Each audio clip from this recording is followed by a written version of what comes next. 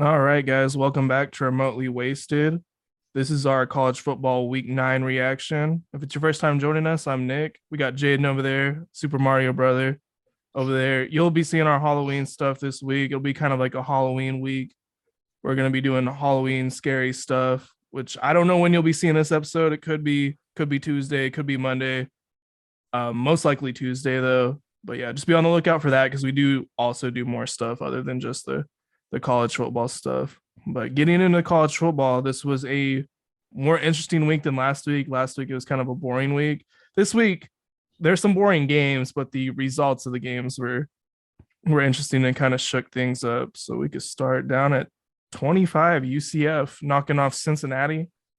Yeah, the whole bottom half of the rankings, it's kind of interesting. You got some weird teams down here. Yeah, I didn't even think UCF was gonna win that game. Cincinnati probably should have won that game. They have they still have a lot of that talent from that playoff team that they had last year. I mean, they lost a lot of their starters and their best players to the NFL, but they still have some remnants from that team and just couldn't do it. And then UCF doesn't have Dylan Gabriel either, so It's an interesting matchup because that's a Big 12 matchup like next year whenever they exactly. make the move. So it's kind of interesting. I'm sure that'll be a rivalry that they'll probably develop in the Big 12. Speaking of Big 12, did you see that new Big 12 deal? I did not. Oh, let me look it up. I'll look up the specifics. It's like a really big uh, new Big 12. Like a TV deal. I think so. So they've re-upped with ESPN and Fox on a new 6-year agreement worth a total of 2.28 billion. Jesus Christ. So I think it shook out like every team's getting like 31 million a year or something like that for their programs. That's kind of insane to me that they're getting this big of a deal I mean, after they got to do OU and something. Texas They leave. they got to do something to compete and to kind of draw in some more schools if they're trying to get any more outside of the UCF, Cincy, BYU, um, Uh and McCaffrey just scored. yeah, Cincy BYU, There's like a fourth. I think there's a couple more. UCF. Yeah, there's four people that they added. Who was the other one? Oh, Houston. That's Yeah, the other one they added. Yeah. They have more money to divide out now that they don't have to worry about giving OU and Texas like the biggest chunk yeah. of the thing anymore. And now they don't really have like you got Oklahoma State, you got Kansas basketball, but you don't have like a huge Well, that's gonna be better pool for to their take all like the pots. So NI yeah, like recruiting, like offering players money for like getting some better deals to come play for your school versus say like an Alabama team that might be strapped because they're offered all these other 5-star players and now they can't. Maybe you're battling with maybe OSU for this 5-star athlete and they're like, oh, we're gonna give you a couple more mil or something like that. However the process works. yeah, I think the So Big 12 is on their way up. We got Liberty up there. That's an interesting development to see them in the top 25. I'm really happy to yeah. see them actually. I feel like we've talked about Liberty before. They lost to Wake Forest by 1 point. So, I mean, I think when Shelton was on here, he was saying that they probably should have won that game. So, I mean, Liberty could be 8-0 right now. If they were 8-0, where do you think they'd be sitting If they were 8-0 right now, I bet you with they'd with a probably win be. against Wake Forest? I'd say probably like 11-10. Just knowing Who how and Wake uh Forest was 19 at the time. just knowing how like really like realistically it should be top 10, but they'd probably be sitting right outside of it. Just knowing how like it operates with the rankings. Yeah, I don't think I'd put them over. I don't think I'd put them past Illinois realistically. Yeah, Illinois was a nice jump But up. I'm a big contributor to if you're undefeated, you should be ranked higher. Like undefeated teams, no matter what fucking level you're at, if it's an FBS school and you're undefeated, you should be up there, like Cincinnati was.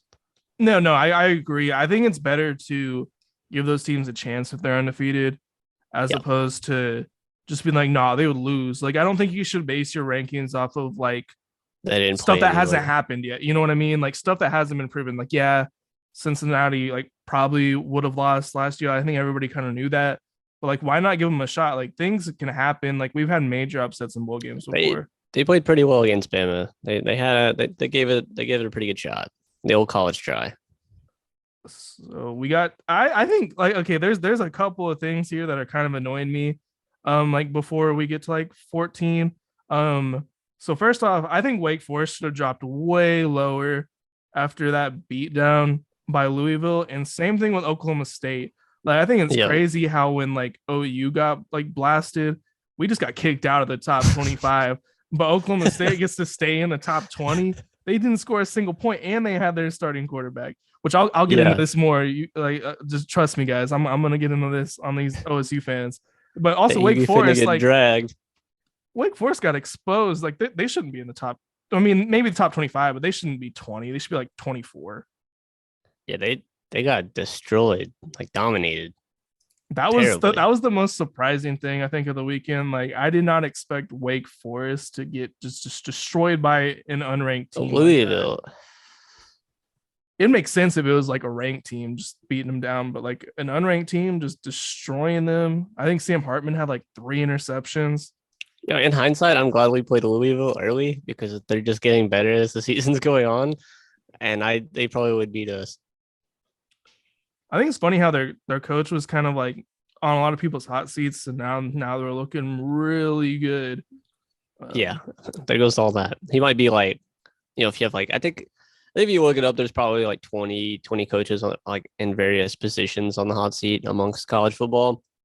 He probably slid all the way to the bottom if he's even still on it. Yeah, he's probably not even on it anymore. I'm curious to see how Louisville finishes out and how that affects their recruiting because Louisville has had flashes in the past of being really good. Lamar Jackson, like all those days, Bridgewater. I am. I love this Tulane team here. I like it. They're Um, really good actually. I was thinking, I was like, maybe they could make an EU six bowl, but I mean, looking at their schedule, they don't have any other than UCF. They don't have anything really to jump them up the rankings. So I think they could finish Um, in the top 15. I think they could win their conference, which that's like the biggest group of five conference they're in. I think is it the AAC or whatever, the American Athletic Conference? I believe is the Oh, big one. I I don't think that's the remember. one they're in. It has like I'm pretty sure that's the one that has like all the teams that are going to the Big 12 are like in that conference. So yeah, I mean Tulane's nice. North Carolina, I think they're being a little disrespected at this point. They seven Yeah, and they are. one. They're destroying. I wouldn't say destroying teams, but offensively, they're They're great. unstoppable. They're a very good offensive team. Drake May is come out of nowhere.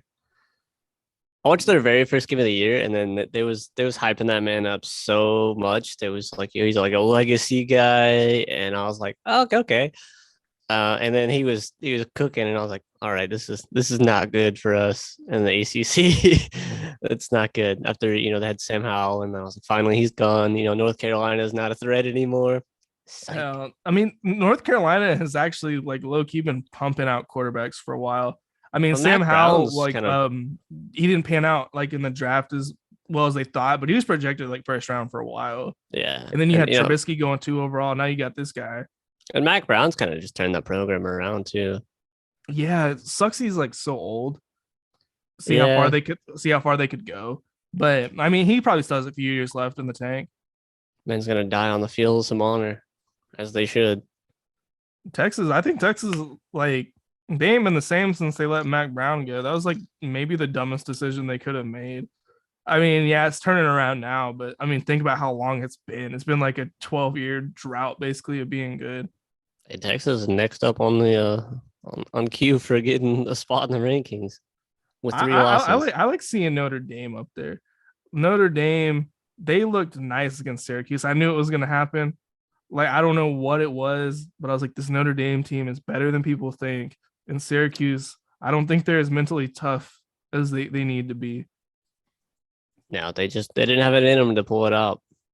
Yeah, I think the quarterback might have got hurt though, because I saw like 2 quarterbacks were taking snaps during the game. I don't know if they just benched one or if I somebody mean, got hurt.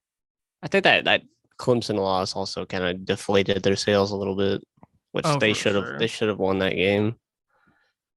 Yeah, they You definitely hate to should see have. it. Penn State, I mean, 16 is not a bad area for them. I feel like they're good. I think everybody just knows they're not elite.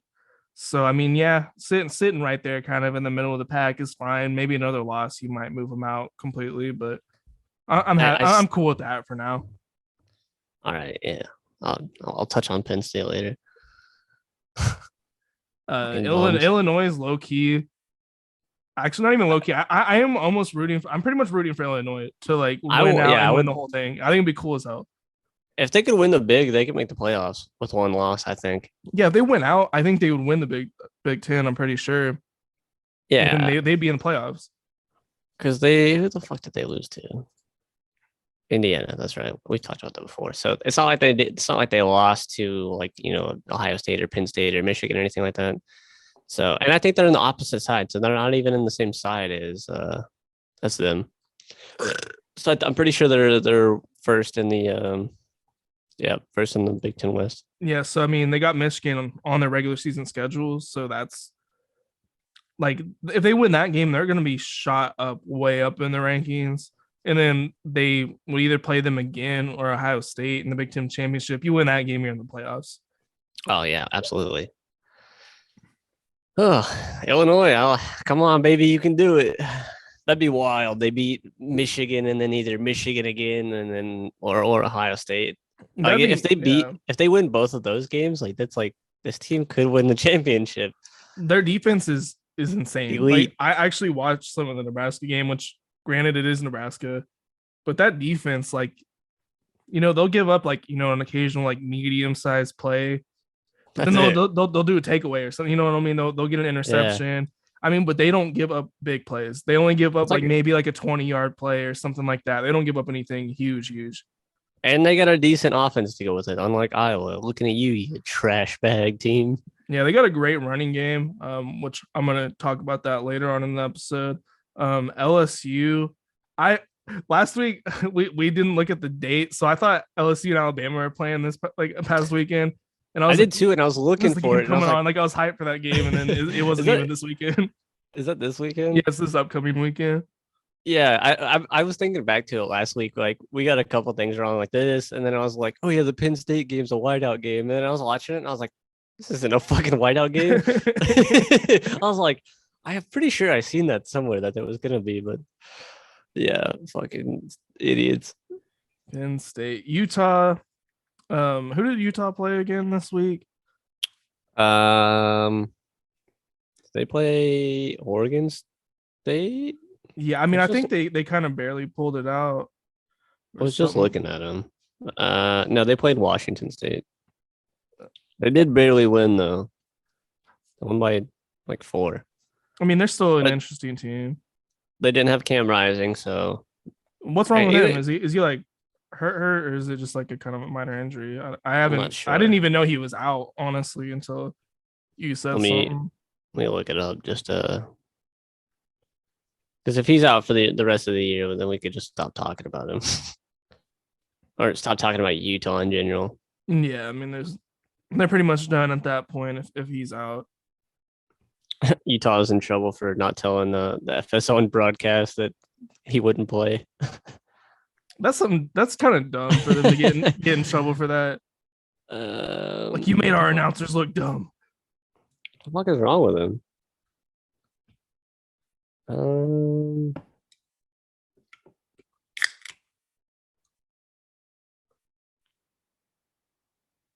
He's got a knee injury.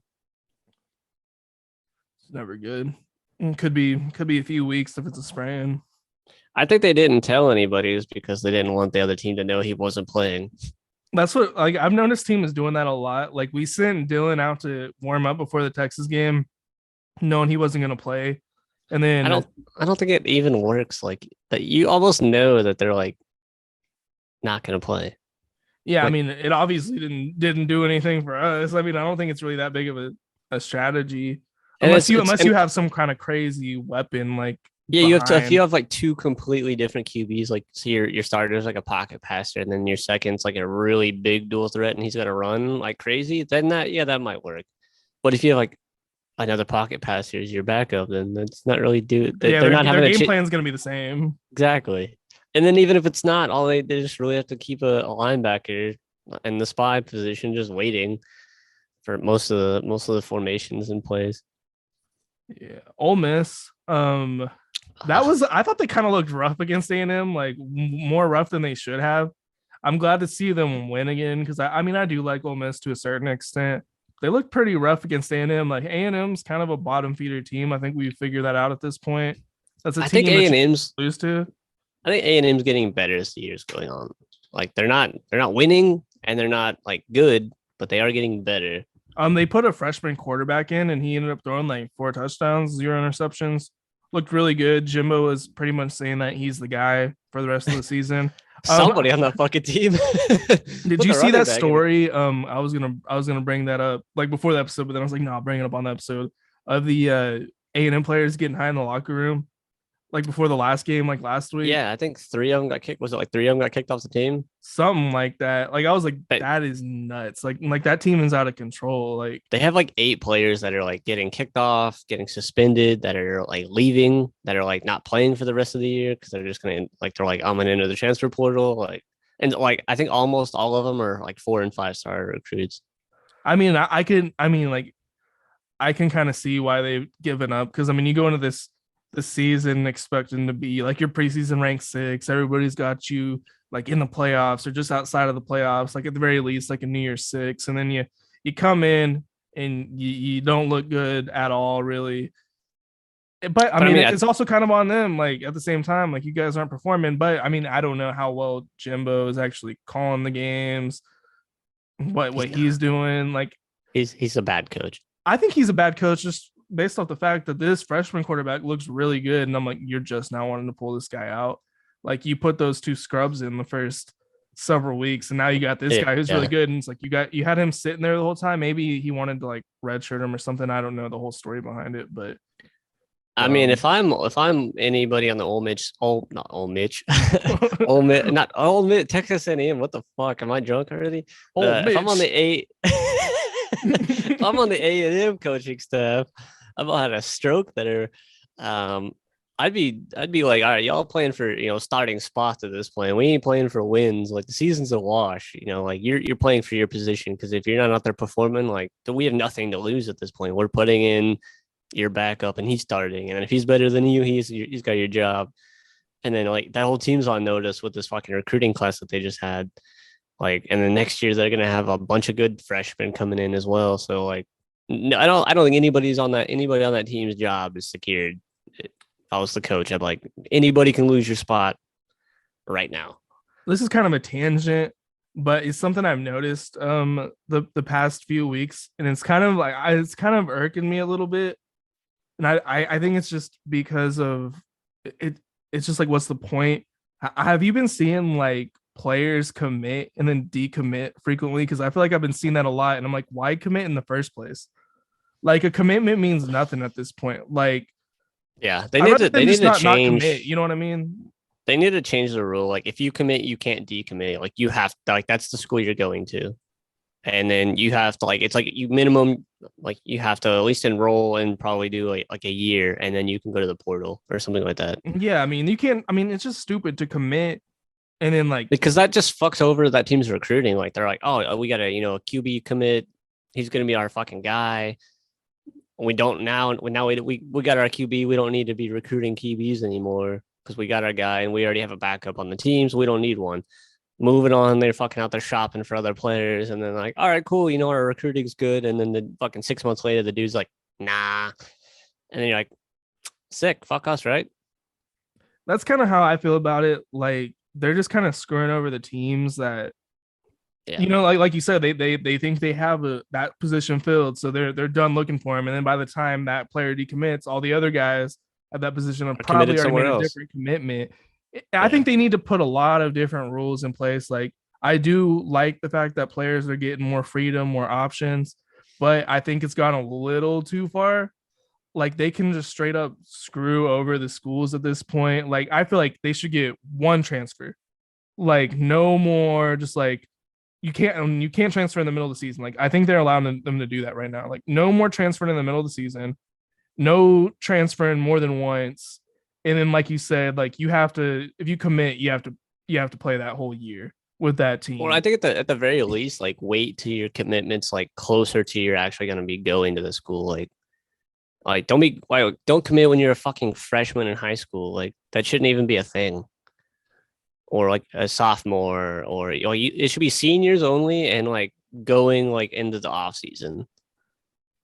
You know what I'm saying? Yeah, or I mean, Like, I could see juniors being acceptable because like you could commit and then sit out your senior year of high school. That way you don't get hurt. You well, could but a have lot a of these teams, like these scenario like people, are that. committed to these schools for like years, like to be like legacy commits. Like maybe their dad played for that college, and then they're like, all right, I committed as a freshman, and then like I have a good fucking year as like a senior, and then now I'm getting offers from like Bama, and then you're like, oh fuck the team I was gonna go to, I'm going to play for Bama. Like that, it should just be, you shouldn't be committing that early. It should just be narrowed to like right before you're about to be going to college.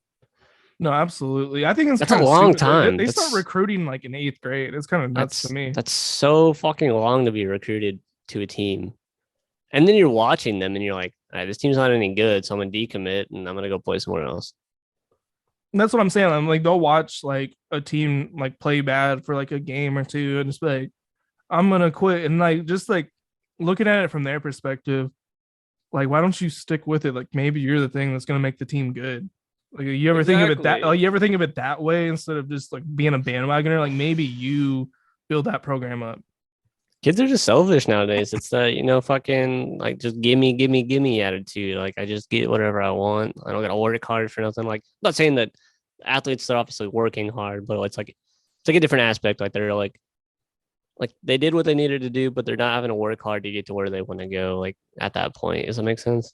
Yeah, and I mean there's certain players that have different ways of approaching it.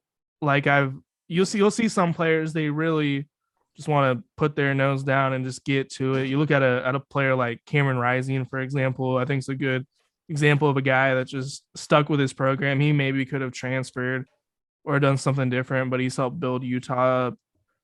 He 100% could have transferred.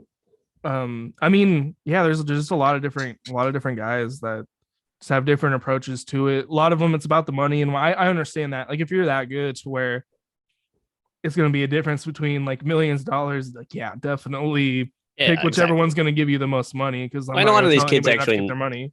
a lot of these kids actually need the money too. Like they're, coming from impoverished communities and families and whatnot. So like I get it. Get your money, but like at least just stay committed to somewhere. Don't flip flop. Don't ruin the team that like look at you, Travis Hunter. I wish they would like move signing day like back far. Like I wish they wouldn't do the early signing day, and then like as soon as they sign, they had to enroll or something. You know what I mean? Can you, once the signing day occurs, can they still switch teams? I think so.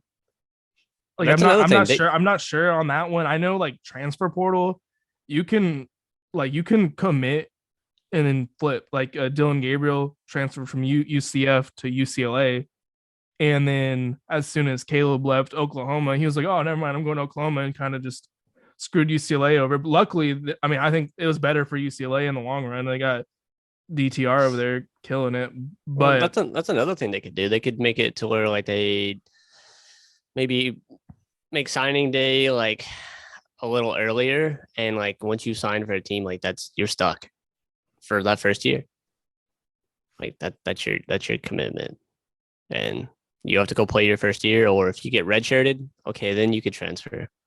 yeah, that's fair. Like a red shirt, and go ahead and transfer. See if you can get like to play somewhere else. Yeah, And then at the end of the year, like yeah, sure, you went the whole year there. You know at that point if it's going to work out. If it doesn't work out, maybe they made coaching changes. You know, you don't know what's going to happen. And you're like, okay, I stuck here for a year. I don't like it. Then I'm make a out, change. and that's your one transfer. You better make it count. Yeah, absolutely. I mean, I think they have that in there for guys like what's his name? Daniels, JT Daniels, like he's a really like highly touted high school guy, and then he goes to Ohio State, transfers to Georgia, Stetson Bennett. ends up taking Transfers his to job, and then he's USC. like, "Oh, I'm gonna transfer to West Virginia," and that now we're I looking thought at he was him. at USC. What? Nah, that's a so USC is Caleb Williams, and then Jackson Dart was at USC, and he went to Ole Miss. I JT could have Daniels is swore. at Ohio, or maybe he was initially at USC. I'm gonna look. He was at Georgia last before he went to West Virginia. The man's been on like 4 teams. And he's like, I mean, Uh, he's doing okay, but not as good as. I don't know. He's not. He's not that good. Let's see. Just go to the Wikipedia. Man was born in 2000. Oh yeah, I guess he was. Yeah, it was just USC and Georgia. Oh, so is USC first? Yeah, USC and then Georgia, and then now he's on West Virginia. So that's, I mean, that I get why they have it because I mean, he's just See, I getting was benched right. at every place he's at. I know shit, Nick. I know shit. I don't know why I assumed it was Ohio State, just because they have all like the backup QBs transfer, like Joe Burrow, He was um, Ewers. I'm trying to remember who was the QB because he was on the national championship for Georgia last year. I'm trying to remember who USC's quarterback was last year. Jackson Dart. Yeah, okay. So JT Daniels was there the year before that. Yeah, Jackson Dart went to Ole Miss. He's doing good. I actually watched him like a lot of his highlights in the A&M game, and that mean like he's way more mobile than I thought he was. And he's putting up like 400-ish yards, and I think he still has That's a a couple lot. years of eligibility left. I'm curious to see how Ole Miss does. UCLA at 10, they moved up 2 spots after beating Stanford, which I mean, Stanford, man, they're giving away free tickets for their last 2 games. Like Stanford fucking sucks. Stanford, like David Shaw is out of there. I don't see how he keeps his job. We'll just touch on him. He's a guaranteed hot seat coach. He's while we're talking about him. I don't have him on my list, but it's just like a guarantee. I mean, they're giving away free tickets. I've not seen that. I mean, like I get it because they're like in California, and California has terrible attendance. Like we're gonna talk about the Oregon game, so I guess we could jump into that. Like Oregon looked okay; they looked pretty good against Cal, but that stadium was empty. Like I have not seen a stadium that empty with a top 8 team in there. It's just such a shame how California does not care about football like at all. They They could don't. they could be having some of the best like players in the I mean, country there, and they don't care. to be fair, outside of the Rams, they haven't had a good college football team since like USC back in like '04 And those wins got big. when they had like Reggie Bush and they had Matt Leinart. Yeah. Fun Was that fact, yeah, or was it Lane 06? It was Kiffin like got his start around that time. Yeah, it was like 03 to like 06 was the like yeah. dominant period. Yeah, So yeah, Lane Kiffin started out as a position coach there. I did not know that. I didn't either. That's I love Lane Kiffin, In man. his 20s. I would like actually like to meet Lane Kiffin. He seems like a big old doucher. I think it would just be fun to just like meet him. I don't know why. He gives off like a funny vibe. He's like the most interesting coach in college football, I think. I wish Just he was like still at I wonder Alabama. what that dude does in his free time. Like I feel like he's plowing through bitches. Like that's what I see Lane Kiffin doing. I feel like he's probably just weird. I wish he was still in Alabama. I That was remember Nick Saban hilarious. would get so mad at him. You could see him look at I've him on actually the never seen a coach get so mad at an assistant coach. Thinking back you would on it see now, him look at him on the sideline, and you're like, oh shit. It was fucking. He wouldn't get mad like that at anybody else, really. But it was like always like Lane Kiffin. He's always like, just give him the stink eye on the sideline. it's because of the whole thing with his daughter, man. And he's He, like you ever see 22 Jump Street? It was like that. we're talking missionary. Ice Cube was that was like a goated scene. Speaking of Ice Cube, have you seen? Hold on, I don't remember that Caleb dude from Barstool Sports that does the weird ass interviews. Um, the Sunday conversations Hmm. I probably seen it, but I don't know. with Caleb Presley. Let me see. Caleb Presley. I'm about to look this shit up right now.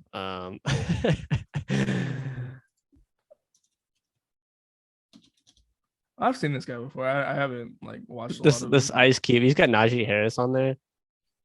I think they just had Kevin Gates on one. I'm gonna watch this real fast. I watched this earlier. This shit was funny.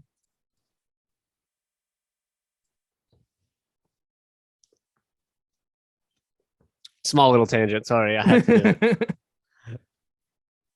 it. There's the one part towards the end of it. It shit kills me. Ice Cube, man. Go. Oh, this guy. Yeah, I've seen this guy. Can you hear it okay? Actually. I can't hear it at all, actually. Oh, because I gotta play through my speakers. That's right. I forgot. We ain't played videos in a while. Let me figure this shit out.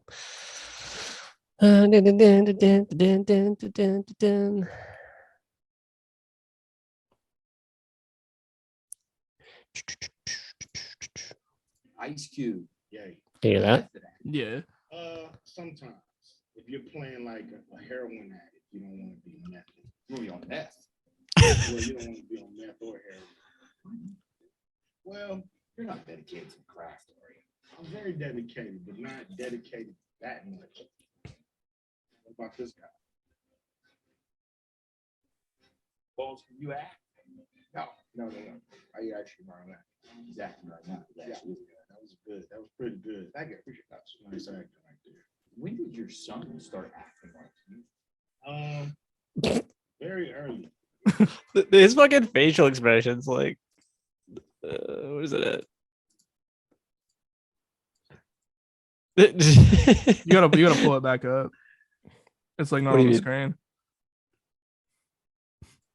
Like it's not screen. Yeah, there we go. Have you not been able to see it this whole time? I mean, I got to see it for a minute and then it went away. So I don't know if you clicked on Just something. his fucking facial expressions, like, How do you know if he really loves you or not, or if he was just trying to get a film career? I don't. I'm still trying to figure that out. He's a social climber. Me. the editing on this is it's great. How about this? I'm gonna give you 3 letters, and you tell me what they mean. Okay. CIA. I was in a group called CIA. Is that like was it a rap group?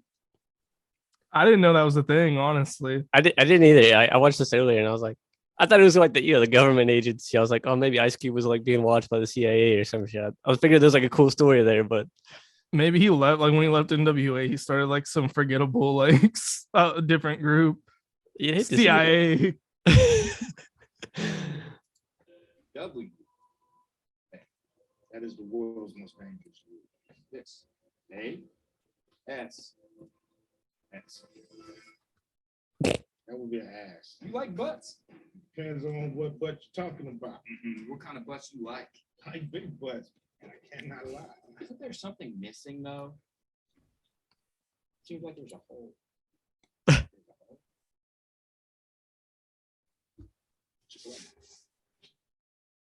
Butts in general. Always seems to be holes. Yeah. Definitely. Stupid. Let's move into the big 3. Yes. You're the founder? Yes. Have you watched any of the big threes stuff? Yeah, it's kind of cool. I haven't seen it since like it first like came out. Like you don't ever see it anymore. Yeah, actually, now that you say it, like it's been a while since I've seen it. It was like pre-COVID, and then like I haven't heard from it again. I remember they had like Jason Terry or somebody in it like that, like some like medium like recognizable players. I thought it was cool. It was fun. I think it'd be cool if like more players did after they retired, like just a little big 3 season. Yeah, it's just. Did they have that white chocolate dude on there? I feel like they did. That sounds familiar. I want to say they did. Maybe. Just walking down the street. I look down. Yeah,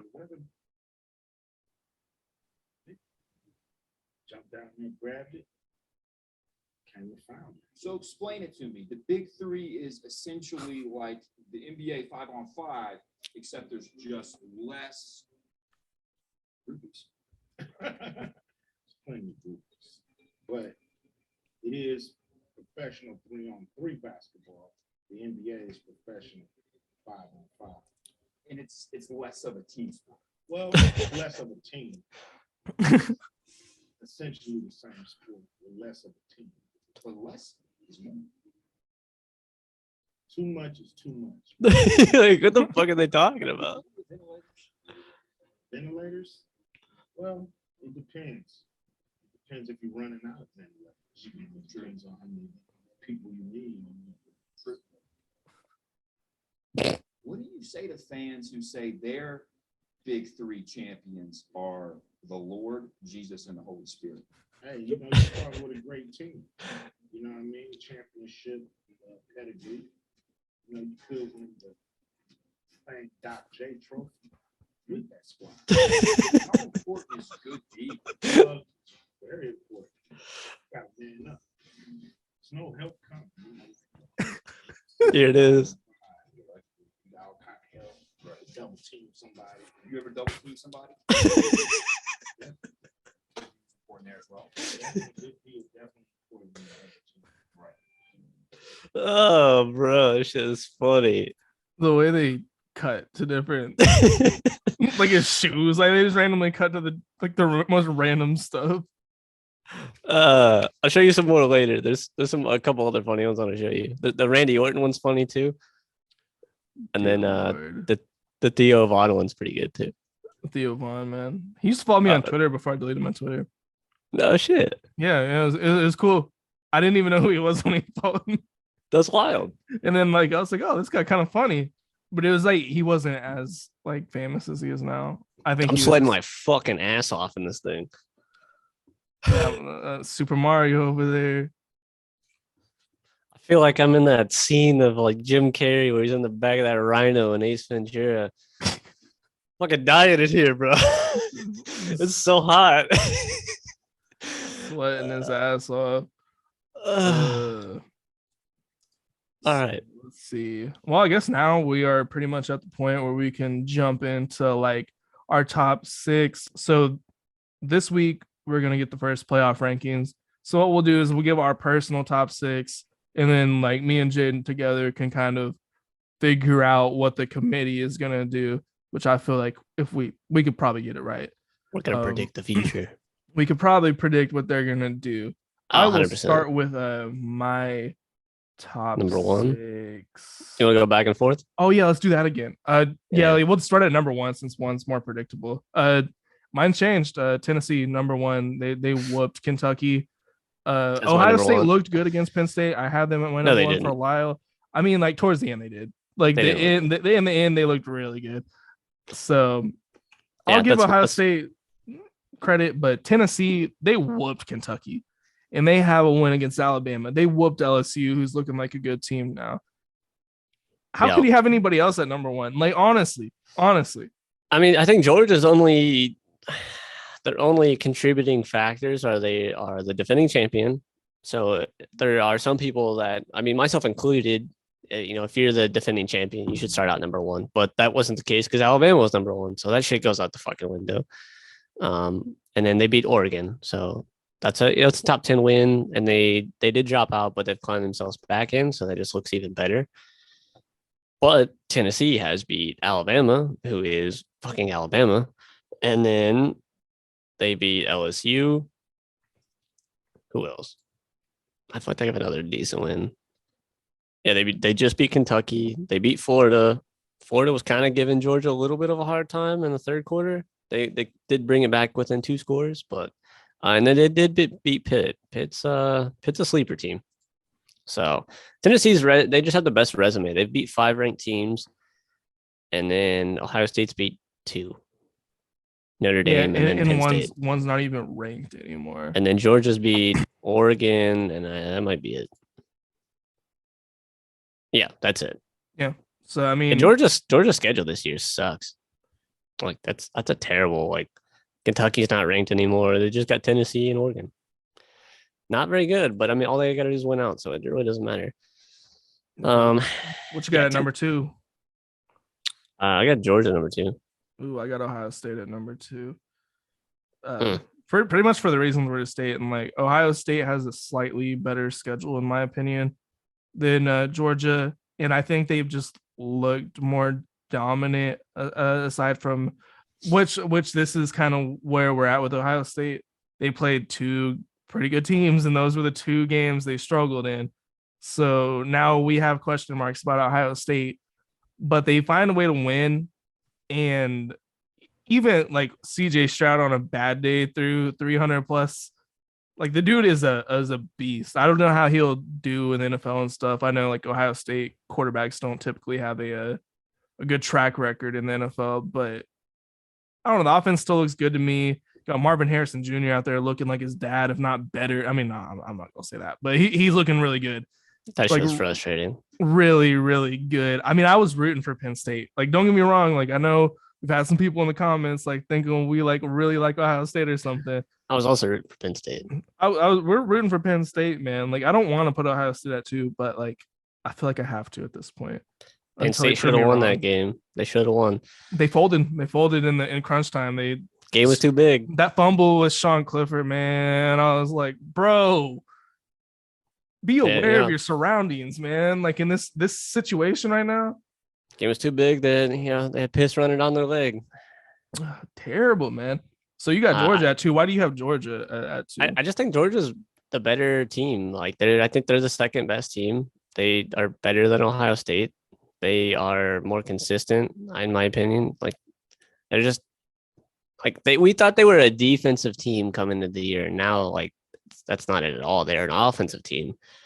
That offense is pretty good. That tight end absolutely crushed Florida. Like they could not stop the tight end.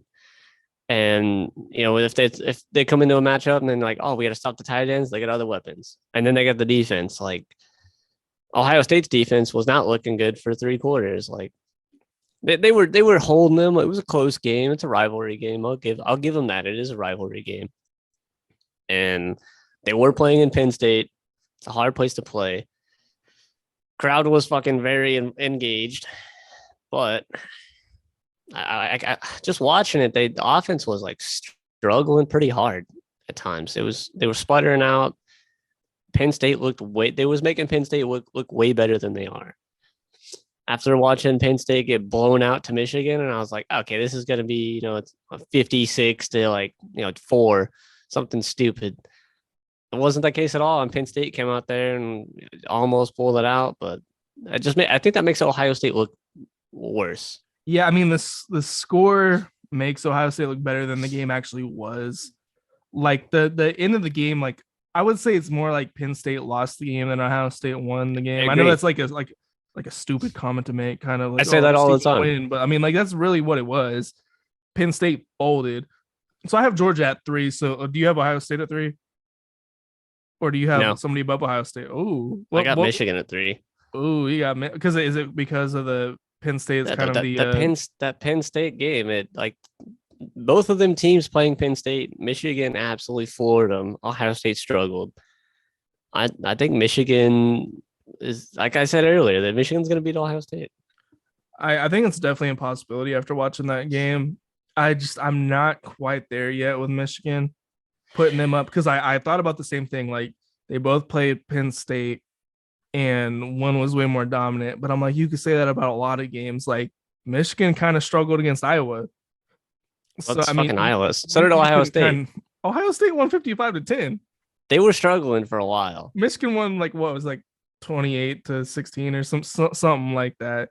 I mean, not that it wasn't a bad game. I'm just Michigan's a run team, and Iowa's got a really good run defense. Ohio State just throws the ball. I mean, I think like the margin between how much better.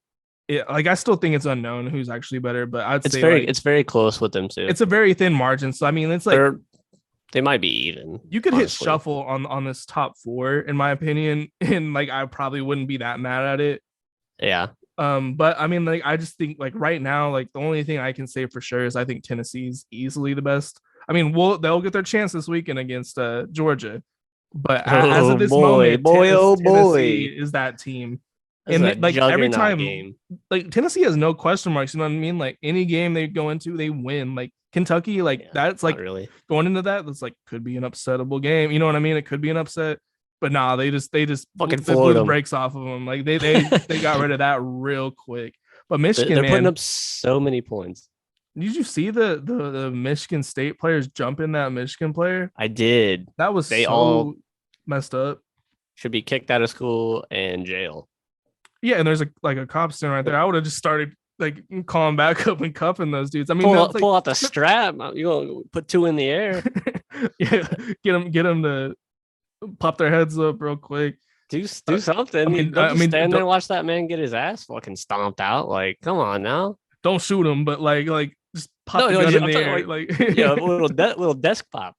Oh, you know, they probably couldn't because like there's probably like somebody up, like he does it and somebody like a fan is like getting shot. I'm convinced cops should carry flashbangs. You might just throw a fucking flashbang in there. Oh man, that was messed up. That's 15 players on one Michigan player. He didn't even get stomped out either. He was kind of holding his own. Like I don't know. It's just sore losers. Jim Harbaugh was saying that the athletic director is probably going to press charges on those players. We'll see. I mean, the two schools probably negotiate something, and nothing will come of it. But yeah, if I was Michigan, I would press some charges on him. I mean, that's 15 guys on one guy. I mean, it'd be one thing if it was like 15 on 15, then it's like, yeah, it's just a scuffle. But no, y'all are jumping a man like heavily outnumbered. Because you guys lost. Like, it's not like they blew you guys out either. It's like it was close-ish, but that's also another rivalry game too. Yeah, they were kind of fighting towards the end. That is a rivalry. Things get heated. Just you shouldn't jump anybody, but it is what it is. Michigan though looked really good. Blake Corum, my dude, got two more touchdowns on that. Other than that, he wasn't like going super crazy, but he put up over 100 yards. He finds a way to get in the end zone, and he's like one of my favorite players in the country right now. Like I think he's really fun to watch. 5. This is where it gets interesting because this is usually like the controversial stuff. Did you do your number 4? Oh yeah, Michigan. I had Michigan at 4. I had Ohio State, so ours are just switched. Yeah, we just flip flop basically. Our 1 and 2 are the same, and then our 3 and 4 are switched. No. Our 1's the same. Our 3 and 2 switched because you had Georgia at 2, and I had Ohio State at 2, and then our 4 and 3's switched. Right? Yeah. Gotcha. Yeah. See, I'm retarded. Sorry. So I mean, we both agreed Georgia or Tennessee is the best team, and then from there, I mean, we're like close, but just slight differences. And I mean, really, a lot of these teams are really too close to really say one. I don't get how in the AP poll they're not number 1. Like it's just dumbfounding. And even in the coaches poll, they're 3. It makes no sense. I mean, I think it's just like they're new blood. Like they're not ready to, which I think the committee. Once we get into that, once we finish our rankings, I think the committee will actually have Tennessee at 1 if they're going based off resume. That's how they do it. So I mean, I mean, 5 and 6 is always kind of controversial because that's where the hot takes usually sit. I got Bama at 5. They're on a bye week, but I got TCU. Damn, I got TCU at 6. Who do you have at 6? Do you have Bama? I got Clemson. Oh, okay. I mean, that's fair. That's fair. TCU, they also have like a really good resume. Like they've beat OU, who at the time was ranked win. So 4 out of their last 5 games were ranked teams when they played them. They're all kind of close other than the OU game, but like they're also finding ways to win. Kind of say the same thing about Ohio State in that fucking Penn State game. They found a way to win. And if you want to go that route with a lot of teams, like that's you can't leave TCU out of that conversation. They look really fucking good. They have probably also one of the better offenses in the country. They do got a Big 12 defense, so if they do make the playoffs, it's gonna have to be a shootout if they're gonna need to beat somebody. I don't think they will beat anybody in the playoffs. Oh no, I think they're going to get stomped out in the playoffs, quite honestly. But I think they could make it. I think they. K-State rematch is going to be tough if that's who they play in the Big 12 championship. I think they could. Their best shot to win would be Ohio State, Michigan. They can't outscore Tennessee. No fucking way. And then Georgia has a better defense that they would have been able to see, period. And Georgia's offense is really good. So Tennessee's defense isn't a sleeper. Ohio State's defense showed up late. They are a good defense. They're one of the top, I think top 5 statistically in the country, but I'm not sold on the defense there, not yet. And then Michigan is kind of just well rounded. Yeah. So I think those absolutely. two teams would be the only team that they would even come close to beating. But I do like TCU. They would blow Clemson the fuck out of the water, I'm pretty sure. So you had Clemson at 6. Why would you put what do you have, like, what's your reasoning behind putting them ahead of Bama or like Oregon? But besides, like, just is it the undefeated factor pretty much? Yeah, that's more so what I'm going for. Like, if you're undefeated, you should be in there. That's why I was making their resume for like Illinois. If they was like 8-0, they should be up there. Like, if honestly, if Illinois was 8-0, I would have Illinois at 5. Yeah, I mean, I'd have Or them, not 5, sorry, 6. I'd have them at 6 probably. I'd have them pretty high up. Like, I would have them top 6 for sure. But Yeah. So I'm gonna sound like kind of a hater here on both TCU and Clemson. So yeah, I don't when like you Clemson when you sucks. look at their schedules, I'm not trying to discredit anything, but like all of their wins, both of these teams, the more the season goes on, the less impressive they look. So Oklahoma at the time looked like kind of like an impressive win. Oklahoma, they lost 3 games. They're not ranked right now. Kansas, I mean, Jalen Daniels got hurt that That's, game. So granted, Beam is a good backups, but Kansas also is I, not ranked. I think if Jalen Daniels didn't get hurt, Kansas would have won, and Kansas would still be undefeated. I mean, that's what I'm saying. I mean, like, I think they could have lost that game. Oklahoma State, Yeah. they're not looking that good anymore. They got 2 losses on their record now. And then you got K-State, which you got Martinez getting hurt that game. And then West Virginia, they kind of struggle. Now, granted, they are undefeated. That's why I still have them in my top 6. And if they win out, I mean, they still got to play a good Texas team. I mean, granted, Texas is not 25, but they're a very good team.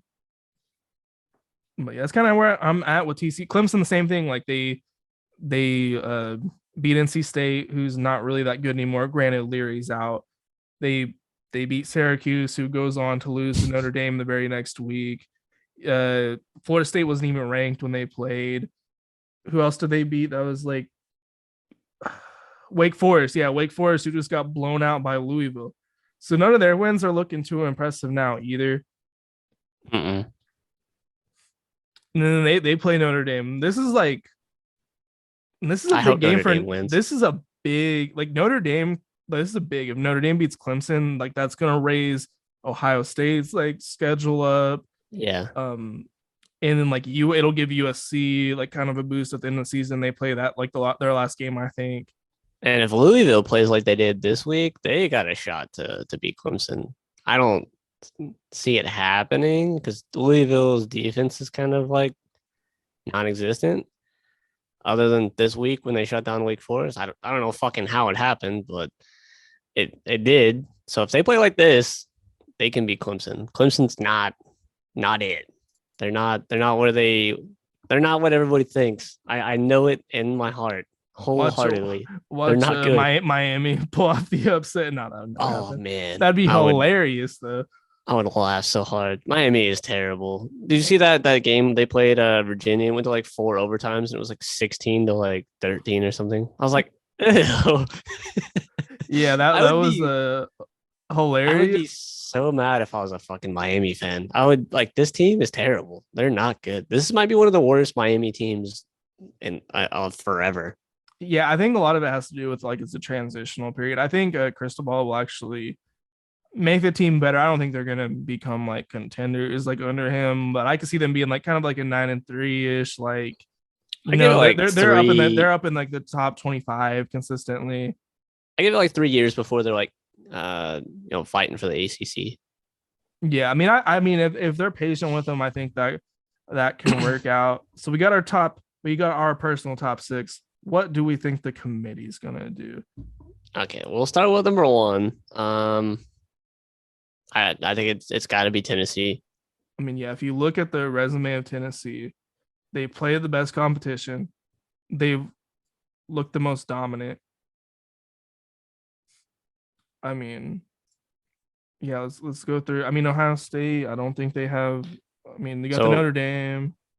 So I think we're pretty much sold on Tennessee probably being number one, according to if we're going, because that's what the committee does. They go off, wins against ranked teams, like and where those ranked teams are currently sitting, and how good you're looking in those wins. So we'll put them over here because we think they're gonna be number one. Two, I open think up. I think probably Georgia's gonna be there too. Yeah, I don't know. That Oregon win, that Oregon blowout But- with Oregon looking good. If we're going the same way that Tennessee, if like the same criteria, Ohio State has 2 ranked wins. Penn State, Notre Dame, Georgia's only got 1. That is So, true. I think it's Tennessee and then Ohio State too. I think it should be Ohio State too. I think the SEC bias is gonna put Georgia up above. And they are the defending champions. But if so. we're going off a resume, I do think Ohio State should be higher. We'll go off resumes if that's Yeah, when we could Yep. go that. Yeah, we could do that route. We got Ohio Okay. State at 2. so we got Tennessee, Ohio State, and then resume wise, it's going to be either Georgia or Michigan sitting at 3. So Georgia's got 1 ranked win dominant though. and a dominant ranked win. Nobody else. Florida was ranked. That's the South Carolina was just ranked, but then they lost. And then Michigan's got a Penn State dominant win, and that's it. So they both only got 1 ranked win. I think the Georgia ranked win looks better. The Oregon, Yeah, absolutely. Especially the So- Oregon playing the way they are, looking really good now. yeah, I don't know. I personally think Georgia would be 3. Yeah, I think that's if we're going based off resume, that's where Georgia's sitting. And then if Michigan. we're going off a resume though, would we not put TCU above Michigan? I don't think they would though, because of what exactly Where what you the said where with, the teams are sitting. like how the teams are doing now. Like, yeah, resume wise, like they should be like number 2. Like, Yeah. if you want to go off ranked wins and whatnot, and they would be number 2. I think if Martinez had not got hurt in that Maybe even Kansas number State 1. game, they would be higher. I think that Martinez injury really hurts them, even though the backup came in and played good, and he played great against Oklahoma State. That Oklahoma State loss against K-State really hurts them because Oklahoma State looked terrible. So that kind of makes that win. And they're also in the Big not a good 12. win Like, anymore. and they're also in the Big 12. And the committee hates the Big 12. Like They hate anybody other than the SEC in the Big 10. they were like, there's one point where like OU was like 11-1 or something, and they were like, should we put a 2-loss Ohio State in? And I'm like, whoa. Yo, chill the fuck out. Let's stop that right now. Yeah, so I can't see the committee putting TCU over any of those 4 teams. I think they should be, if that's the criteria, resumes. If you want to go on where teams are at now compared to where they win, then they wouldn't be up there. But if that's not a factor, it's just ranked wins, they'd be number 1 probably. I mean, I guess if you put it like this, like, so the Oklahoma State win is essentially gone from TCU's like resume. It's really not an impressive win anymore. They're all gone. The K-State one is like kind of like, so do you think it's like, do they value the Penn State win for Michigan or the K-State win? And obviously they're going to go with the Michigan versus Penn State win, in my opinion. Yeah. And if K-State doesn't get Adrian Martinez, they're going to keep losing. Their backup did look pretty good. They looked really good. Yeah, maybe they don't need Adrian Martinez. We'll walk back from that one. Maybe they are good. I forgot their backup was cooking. So then this puts us to 5 and 6, which is pretty much between TCU and Clemson if we're going strictly based off resume. TCU is 5. Yeah, and then Clemson sitting at 6. Well, let's look at what is Bama's schedule again? I could see them putting Bama over Clemson. Let's look at Bama's I could see it. I mean, they got Texas as LSU, a good Ole win. Miss. Granted, they're not ranked anymore. That's not a good win, though. Arkansas is not a good Arkansas win is not a anymore. good win. Mississippi State's Mississippi really not good State. anymore. So they have no quality wins if we're going off the So same yeah, criteria. they're gonna be like when the full rankings come out, they're probably gonna be sitting at 7, if I had to guess, because that Yeah, they LSU have win could to- pop them back up in the top 6. Because You could oh yeah, I didn't think about Oregon. BYU not a good win anymore. A blowout to Georgia. UCLA is a quality win, so they got one quality win. Alabama has none. So I mean, would we put Oregon above? Like, would we put 1, 2, Oregon at 3, like 4. 7? All right, so 4 is a lock. Top Yeah, 4 is a lock. absolutely. We can interchange TCU, Alabama, and Oregon. And then I Clemson. didn't. Where the fuck comes in at? I mean, I think Clemson's probably 6. Just like the Clemson's been in the playoffs before, like they're used to putting Clemson up there. I think it goes like. I think it goes like this: Tennessee, Ohio State, Georgia, Michigan, TCU, Clemson, Oregon, Bama. I think if they're going based off resume, that should probably be the order. I think they're still gonna have Bama above Oregon, but now that I'm we've gonna take a talked about, picture. there's no way Bama's gonna be 6. See how right we are. That's like my personal. I mean, would you slide any of those around? I know this is a terrible way to fucking track these, but just with fucking window tabs. we don't have the screen that I'm ESPN lazy. has. Okay, I'm lazy. We need to get one of those touch screens where we could put like Yeah. all the teams in the bracket. No, I mean, like really talking it out. Like the only thing you can argue is swapping Clemson and TCU is really the only argument, really, And then because Oregon, Clemson, at the at the time of their wins look good, but I would still have TCU above just because they have that win against K-State, and K-State has actually proven to look pretty good with their backup quarterback. Okay, so TCU's got one quality win, if that's the right way we're going, because the rest of those teams are ass.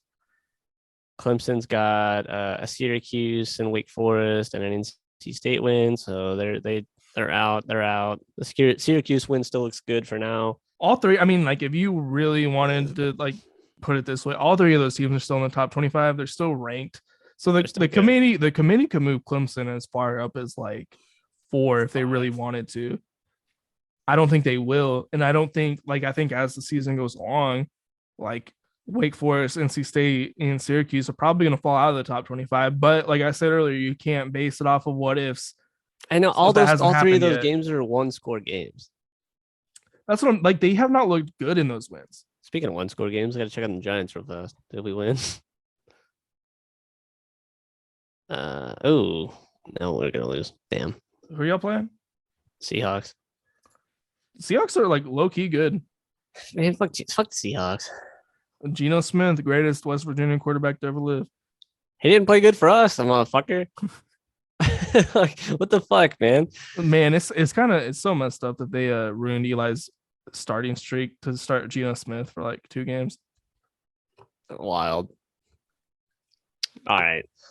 Uh, I don't know. After the top 4, the next 4 get iffy. It's a top 8 race. I think Oregon will probably beat USC and UCLA, either of those teams, if they make it to the Pac-12. So I think Oregon's the Pac-12 champion. most likely. TCU is gonna be the Big 12 champion unless they get upset by K-State. Yeah, I think that could go And- either way, but yeah, I'd say TCU at the moment. So I think we've kind of solidified it into an 8-team race with Oregon up, unless Illinois can. Other than those, Illinois is the only team I can see sneaking in there. Maybe Or North Carolina. Who's Ole Miss? upsetting. Does Ole Miss play Bama or anybody like to close out the season? They got Bama next week. Or actually, LSU it'll be 2 weeks. Yeah, 2 from weeks. now. Yeah. Because that's I what don't know happened last week when we looked at the schedule. Yeah, because they We don't, didn't they look don't at the show date. buys on here. That's why. Yeah, that could get them kind of sneaking back up in there. Ole They're Miss, not- I they're don't not think beaten. they're not gonna win. Yeah. Yeah. Yeah. I mean, besides that, yeah, I would say None of those, like, no 2-loss team is going to get in there. That's what I'm saying. It's never happened. And like, if they want to be consistent, they cannot put a 2-loss team in the playoffs for any reason. North Carolina, what if North Carolina won out though? Outside of the top 8, it's Illinois, North Carolina. North Carolina is first in the East or the Coastal, so they'd be playing Clemson in the ACC championship. That's an easily doable feat, and they're in. Illinois would be playing if they beat Michigan in the regular season. They would have to win the rematch of the Ohio State, like we said earlier. Those are the only 2 teams that have a shot outside of these top 8, in my opinion. Yep. I mean, I'm pretty content with where we left our playoff predictions. We'll see on Tuesday if we get them right or not, and then y'all can roast us. Y'all can roast us if we get them wrong. It'll be wild if we get all of them correct. The whole top 8. The whole top. I mean, it really is an 8-team race.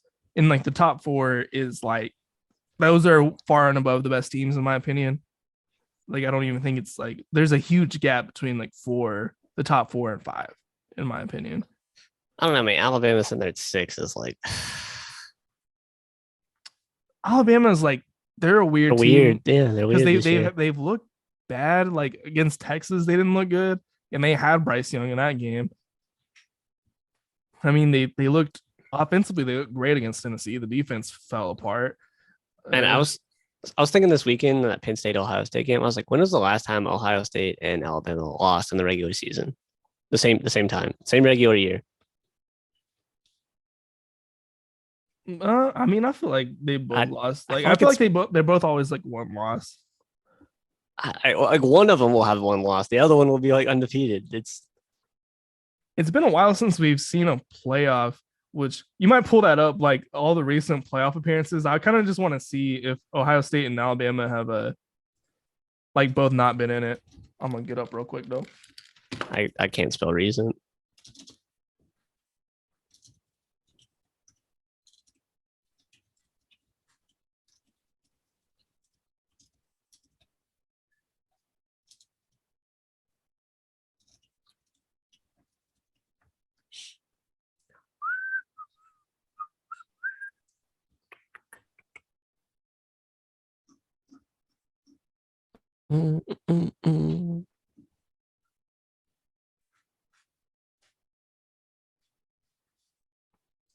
What are you doing?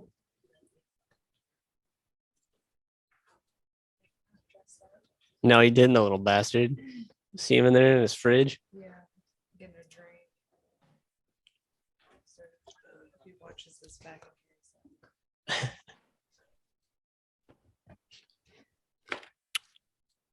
So we was talking about the selection committee. Here's the selection committee. So we got an ACC, NC State guy, Kentucky, Wyoming, Colorado, Navy, Marshall, Michigan. This dude has no ties other than Nebraska, Arizona State A&M guy, K-State, Virginia Union guy, Penn State guy, and just a reporter. So really, besides that Michigan one, there's really not many conflicts. Yeah, unless they're going to be going for the conference that their team kind of was a part of, or like rivalries, like the bias. maybe the Penn State guys like, man, I hate Ohio State, like after that loss, or Michigan both. All right, here's the starting from 20. What do you want to look at? To see when Ohio State and Alabama have they like both ever missed? Has there been a year without either of them? Well, here's 2014. They both got one loss. They're both in it. 2015, 2016 had no Ohio State. But Alabama in both those years. Alabama's got one loss. They got one loss. Another year of Where is? Oh wait, hold on. Oh, other than the one loss teams. Ohio State's got one loss. Bama's undefeated. No Ohio State that year. No Ohio State, but still got Bama. LSU, Bama Ohio State. There's not a year. There's literally not a year without either one of them. Alabama, Ohio State, Alabama, Michigan, Georgia. Yeah, last year. No Ohio State. Yeah, there's not been 1 year without one of them. Every year has Alabama, or Ohio State. That is nuts. And we're gonna get another year of it. We know damn well we're gonna get one of those two teams in it. Yeah. Unless they both fall apart, which I would love to see Bama lose to LSU and just like they're just done. Like I would love to like go the rest of the season knowing like Bama can't get in. Like we're gonna see at least something kind of different this year. It'd be nice. It'd be nice if like, Ohio State loses to Michigan. Michigan gets in. Bama loses the SEC championship. They're out. So it's like no Ohio State and no Bama, and we got like Georgia, Tennessee, Michigan, and fucking some random fourth team. I'd be solid, happy. I'd be happy. We've been talking a lot about how like we don't mind like Georgia up there. I was watching Georgia against Florida, and I was like, you know what? I'm tired of Georgia. Like I'm actually, they've been in there like a couple of years, and it's too long. Like it's been like 2 years. It's too long. 2 years too many. Like I'm done with them. I mean, like I'm more okay with them as opposed to like Ohio State and Bama. But like if it was like, let's say the playoff was like Tennessee, Michigan, TCU, and Oregon somehow, like that'd be like my dream playoff at this moment. It's not gonna happen, but I wish college football was just fucking chaos like college basketball. Like you'd have like fucking Illinois, Tulane, Clemson, and like Ole Miss is like a 4, like some random shit. Well, that's how when the 12 team pops in, which we don't know when that's going to happen. Could be next year, could be the year after. It's by 2026. They didn't say 2026. They said by 2026. Yeah. I cannot wait for that. There's going to be some upsets. It's going to be early. There's no way it's 2026. I'm going to say not next year, the year after. So that's probably fair. I think we'll have one more year after this with the current format, and then it'll switch. I can't wait. I think there's going to be some teams getting left out this year and maybe next year, and then they're like, all right, we got to switch fucking now. Like, this shit sucks. They're like, we haven't had Bama in 2 years. Like, Bama gets left out this year. This shit comes immediately next year. I mean, I could see it. No, if Bama and Ohio State for some reason both didn't get in, I guarantee you it comes next year. If they both didn't get in this year, the committee could not have it. They'd have they'd be in there like, who are we gonna pick? Like, what? Just stroke out. It's like their heads are just exploding in like some fucking weird cartoon. What if none of those guys know anything about football? They're just like, yeah, we know Bama and Ohio State always win, so we got them up there. They put Bama number 1. Then anytime there's any upsets, they're like, oh no, like what are we gonna do? We actually gotta watch football. God damn it! Check the AP poll. Check the AP poll. Oh wait, we make the AP poll. Fuck. Yeah, I mean, after this week, the AP poll is like irrelevant. Like they're still gonna have an AP poll, but all it is really just like a preview into what the playoff committee's rankings could be. Which I mean, we'll still look at the AP poll because like by the time when we record the episodes, it'll be before the college football playoff committee's poll comes out, so we could use the AP poll as a guide. Little guesswork. Yeah, it is not relevant like as of today. Pretty much, it is done.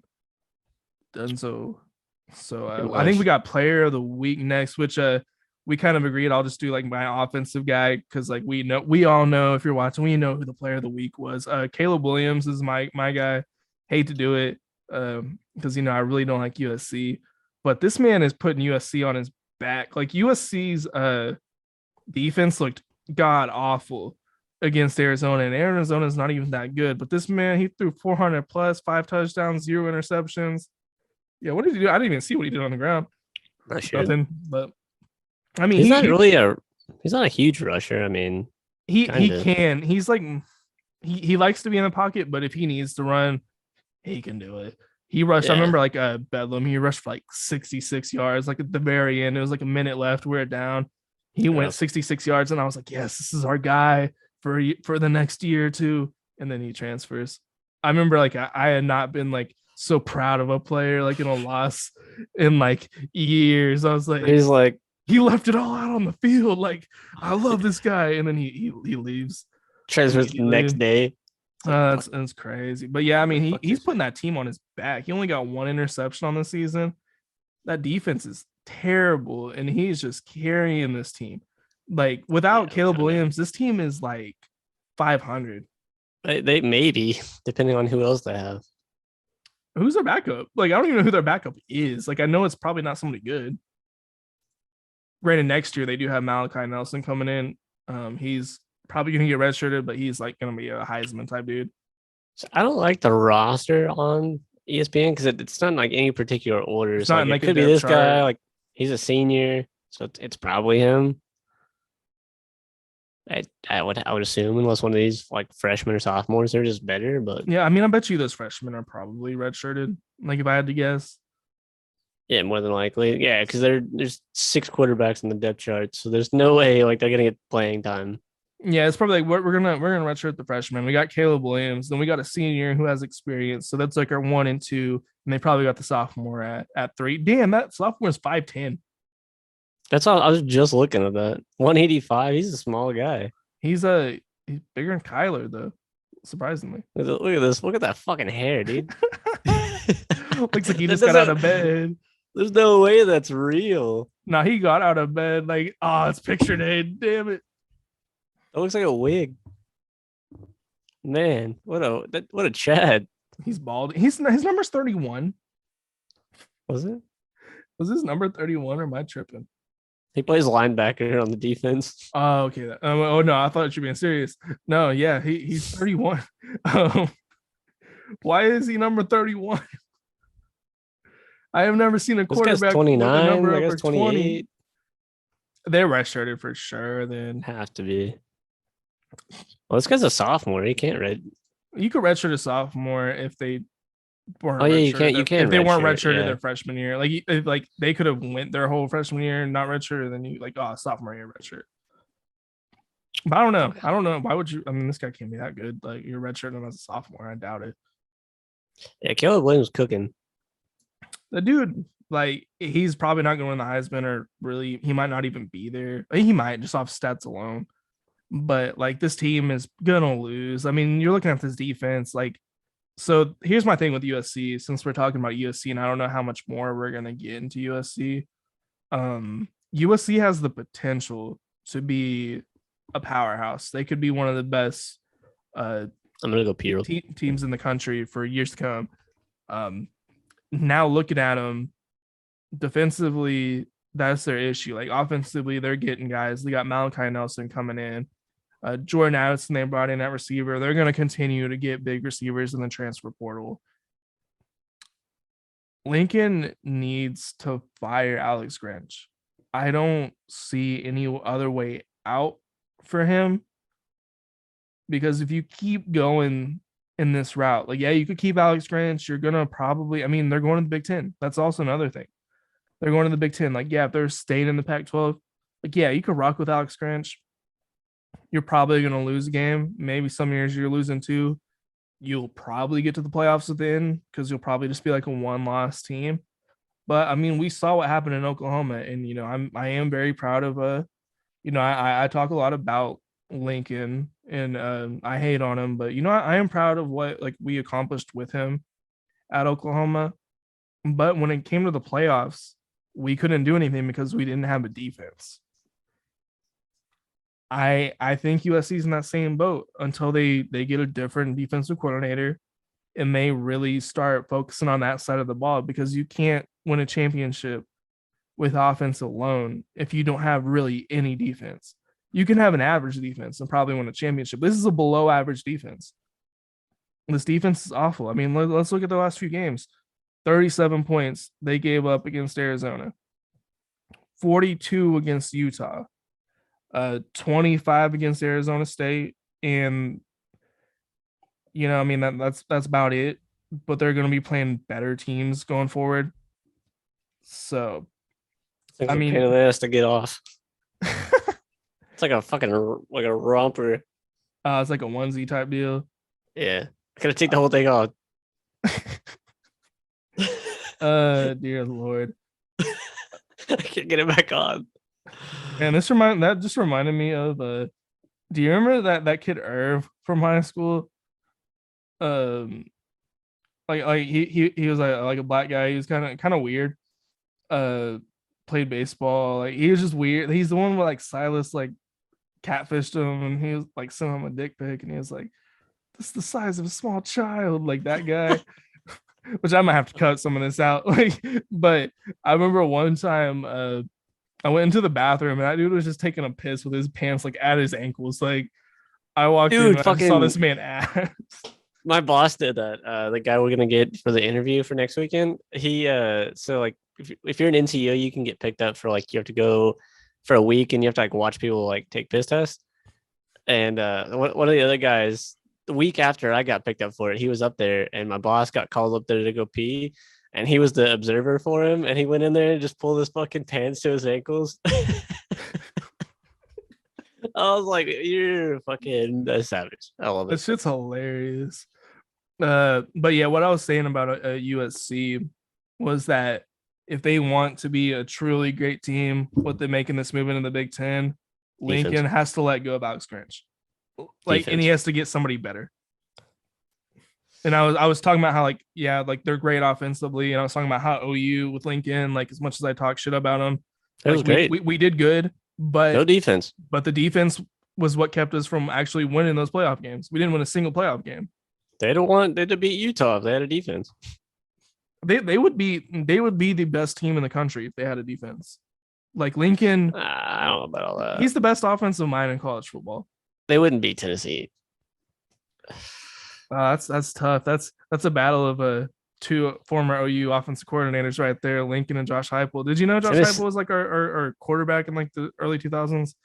Yeah, I remember that. Yeah, and then he was our coordinator right before Lincoln. He actually did not do good with OU. I don't know what it was. Maybe he didn't have the right guys for his system. Yeah. But ever since then, he's been like nuts.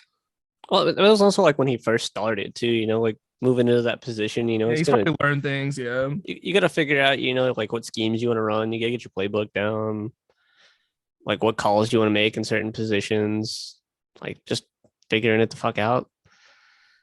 Yeah. So the player we all know who had the best game of the weekend. This guy, it was fucking pronounce that name. JT Tumalolawa. We'll go with that. Tumalolawa. Oh, yeah, that's solid. Actually, I was like, off that one game alone, I was like, Heisman? Question mark. if he'd have had a a better like rest of his season, 100%. That one game alone was like a Heisman game, not even a moment. Like that shit was fucking nuts. This was like one of the best defensive performances from a player I've ever seen.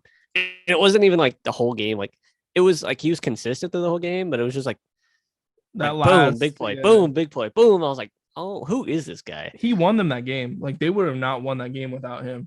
So this guy had 6 total tackles, 3 by himself, nothing crazy, 2 sacks. He did force a fumble, recovered 2 fumbles. He had 2 interceptions, and one of them was a pick 6.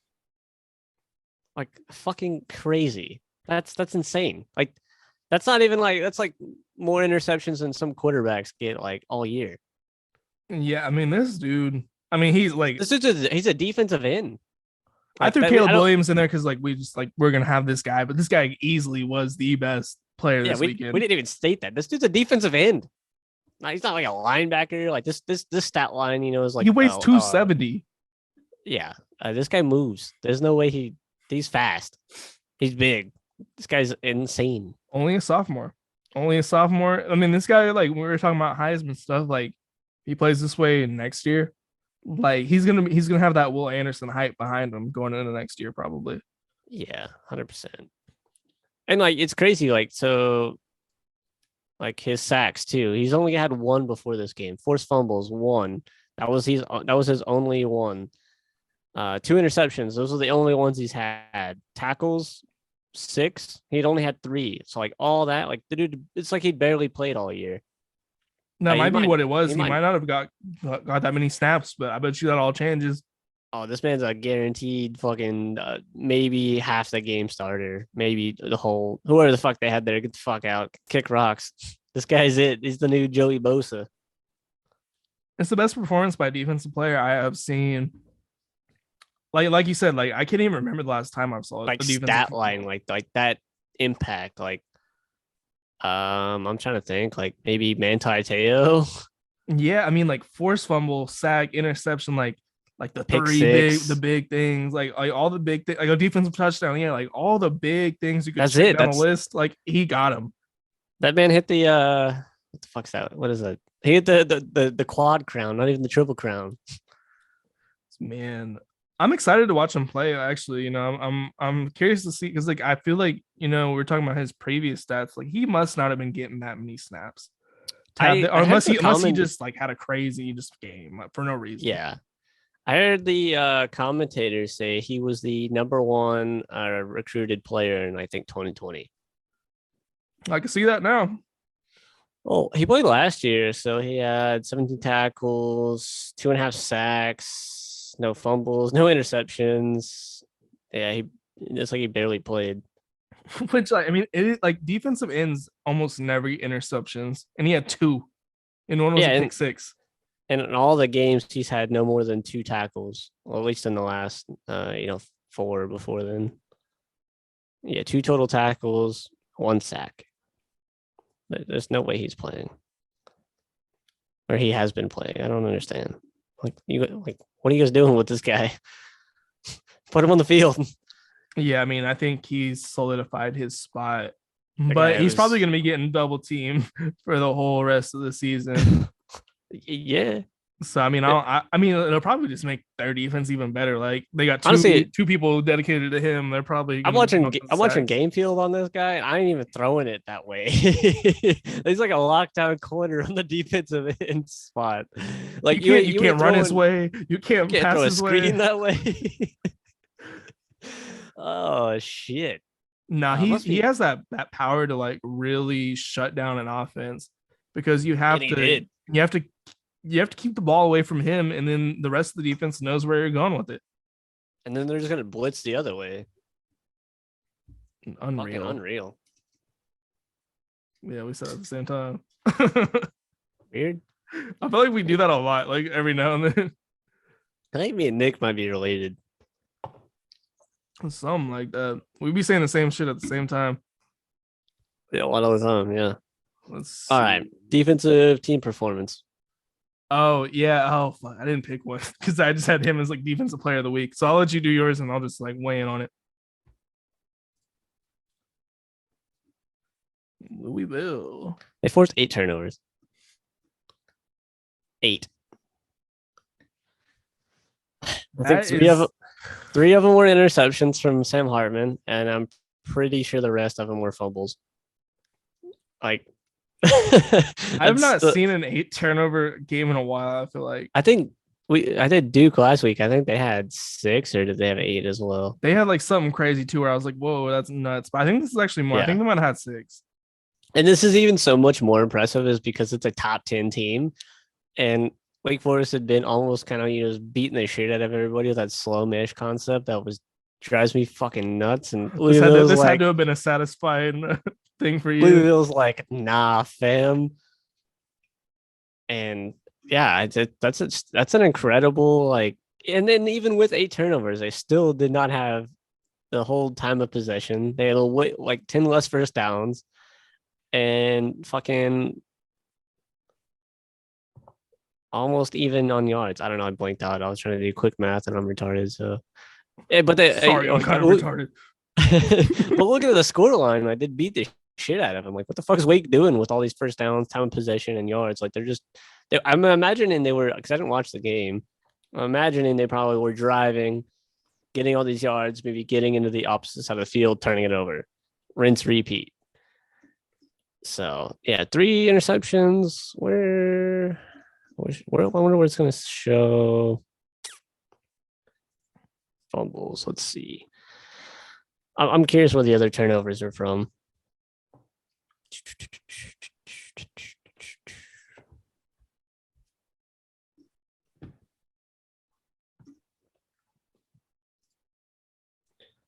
Punt, touchdown, punt, interception for touchdown, fumble, interception, fumble, punt, interception, touchdown, fumble, interception. That's fucking terrible. Like, And it's Jesus. really crazy because like Sam Hartman is normally a very smart player. He's smart with the football. And I don't know if this defense just confused him or if he just like had a few drinks the night before or something and just came in hungover. But I'm assuming it's just this defense was like something he's not used to seeing. I don't know. I mean, I was kind of right with the there's getting yards and turning over. So they had 54 yards, they fumbled it, 27 yards, interception. That one was bad. 44 yards, threw a pick six, 22 yards, fumble, 55 yards, another interception. So like they were driving and then they just were making turnovers or forcing turnovers.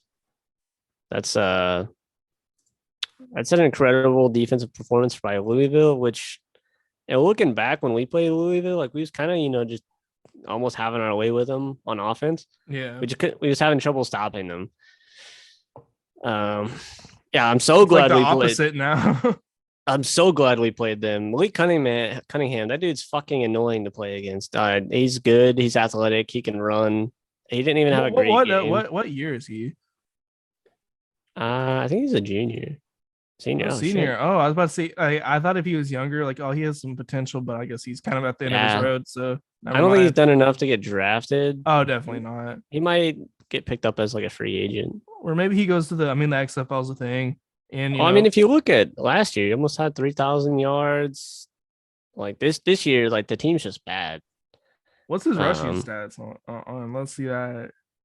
I mean, for the year, he put fucking 127. He has his best rushing fucking game against us, of course. Nothing crazy. Passing, I mean, he's throwing for almost 150 a game.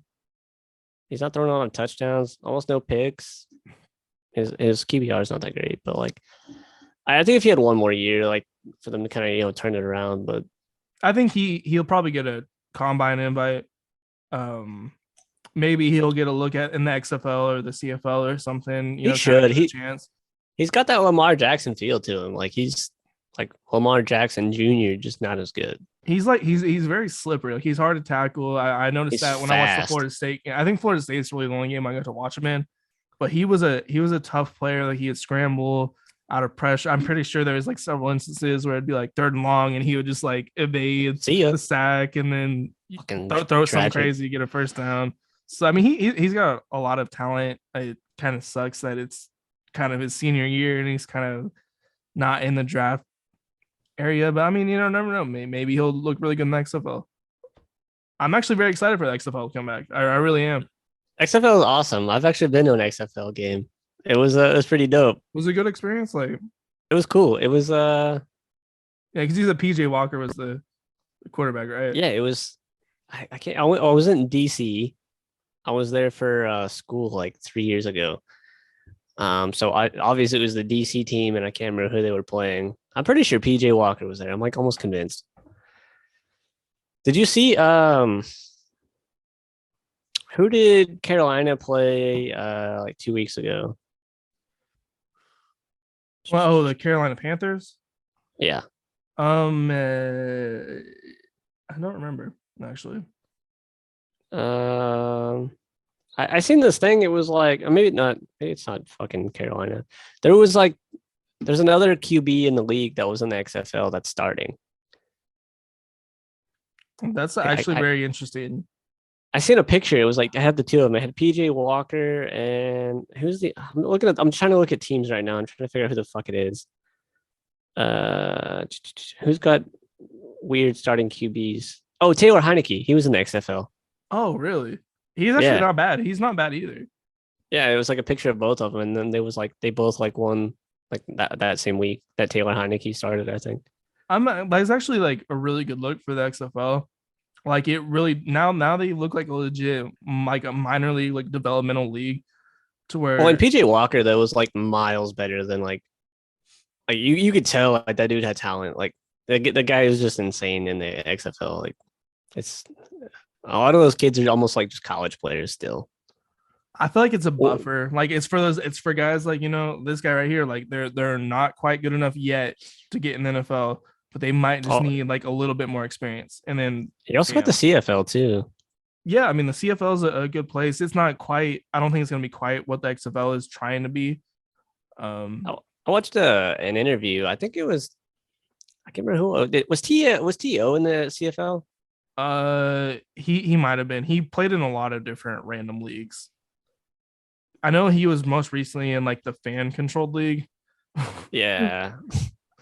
you see that dude? He got kicked out for like smoking a joint, like on the field, What? like That's in yeah. He like in the scored a game? touchdown. He like scored a touchdown and he like sparked up and then That he was a like celebration. he got like cut like immediately.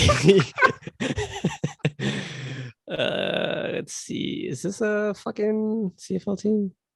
That's indoor football. So that's where he was last, and that's the fan controlled. Seahawks was his last team. Yeah, here it is. Oh, okay. Oh wait, no, that's indoor. Maybe it wasn't TO. It was some fucking Manziel was in the CFL. yeah, but I can't remember who it was. It was some good player, and they was talking about how like actually competitive and like how like the people in the CFL are like really fucking good. There was because they was talking about like, oh, I'm gonna go in there and I'm just gonna like dominate, and they was like not even close. Like it's so much more harder than like you think. Oh no, it is nuts. Do you know we play like a USA versus Canada game?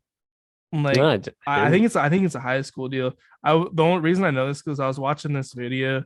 It was like most inspirational football speeches, and it was like the USA guy, like before the fucking game, like he's like when he's going to war or something, like I will die for my country, like. And play Canada. I love it. It was great though. It was actually really cool. But yeah, I guess we play I them was like gonna once say a fuck year. Canada, but you know I have no problems with Canada. No, they're friendly neighbors. They're friendly We neighbors. we just want to beat you and everything because we're better than you. Except for hockey. Oh, I'm not talking about Canada specifically. I'm talking about every country. We're better than you. Absolutely. That's so funny. Like that's just how like we're raised. Like we're raised like we're the best, and we're really not. But like it don't fucking matter. Like anything we go into, like we're fucking better than you. I mean, like we're not in like a lot of ways, but No, we're not. sports, yeah. That's such a good mentality to have, though. Like I take that mentality and I use it for like everything. Like I'm just like I'm better than you. Like I'll be playing video games and like oh, I kill somebody and it's like oh, I'm better. Like or like I'll be like if I have to do like a public speech, I'm just like in my head like hyping myself up. I'm just like you're the fucking best. Like you know what I mean? Like to get myself like comfortable. It's I a mean great mentality to have. that's a mentality that gets me through the day. Yeah. Like I work like it's not a terrible job, but it's a cool job, but it's very boring. But I'm like, I gotta be the best one here. And that's like pretty much the only thing that like gets me through my day. Like I gotta be faster, I gotta be better, I gotta make less mistakes. It's a competition. And I still be making mistakes, but I mean it helps me like get through the day. I gotta make it to the league. Absolutely. All right. Let's see. So defensive performance, Louisville dominant. 8 turnovers. Wake Forest trash. Exposed. You hate to see it. I thought Wake Forest was. I thought they were it. Yeah. That game was actually the biggest surprise to me, even more than the Oklahoma State game, which I'll talk about. This one was more surprising. Like I just thought Wake Forest like was really good.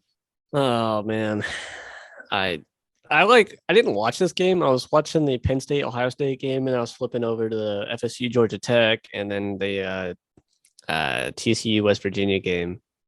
And then I was like looking through the little game cast of games, and I like seen it, and I was like my fucking like I was kind of like this, and then just boom, I was like, oh my god.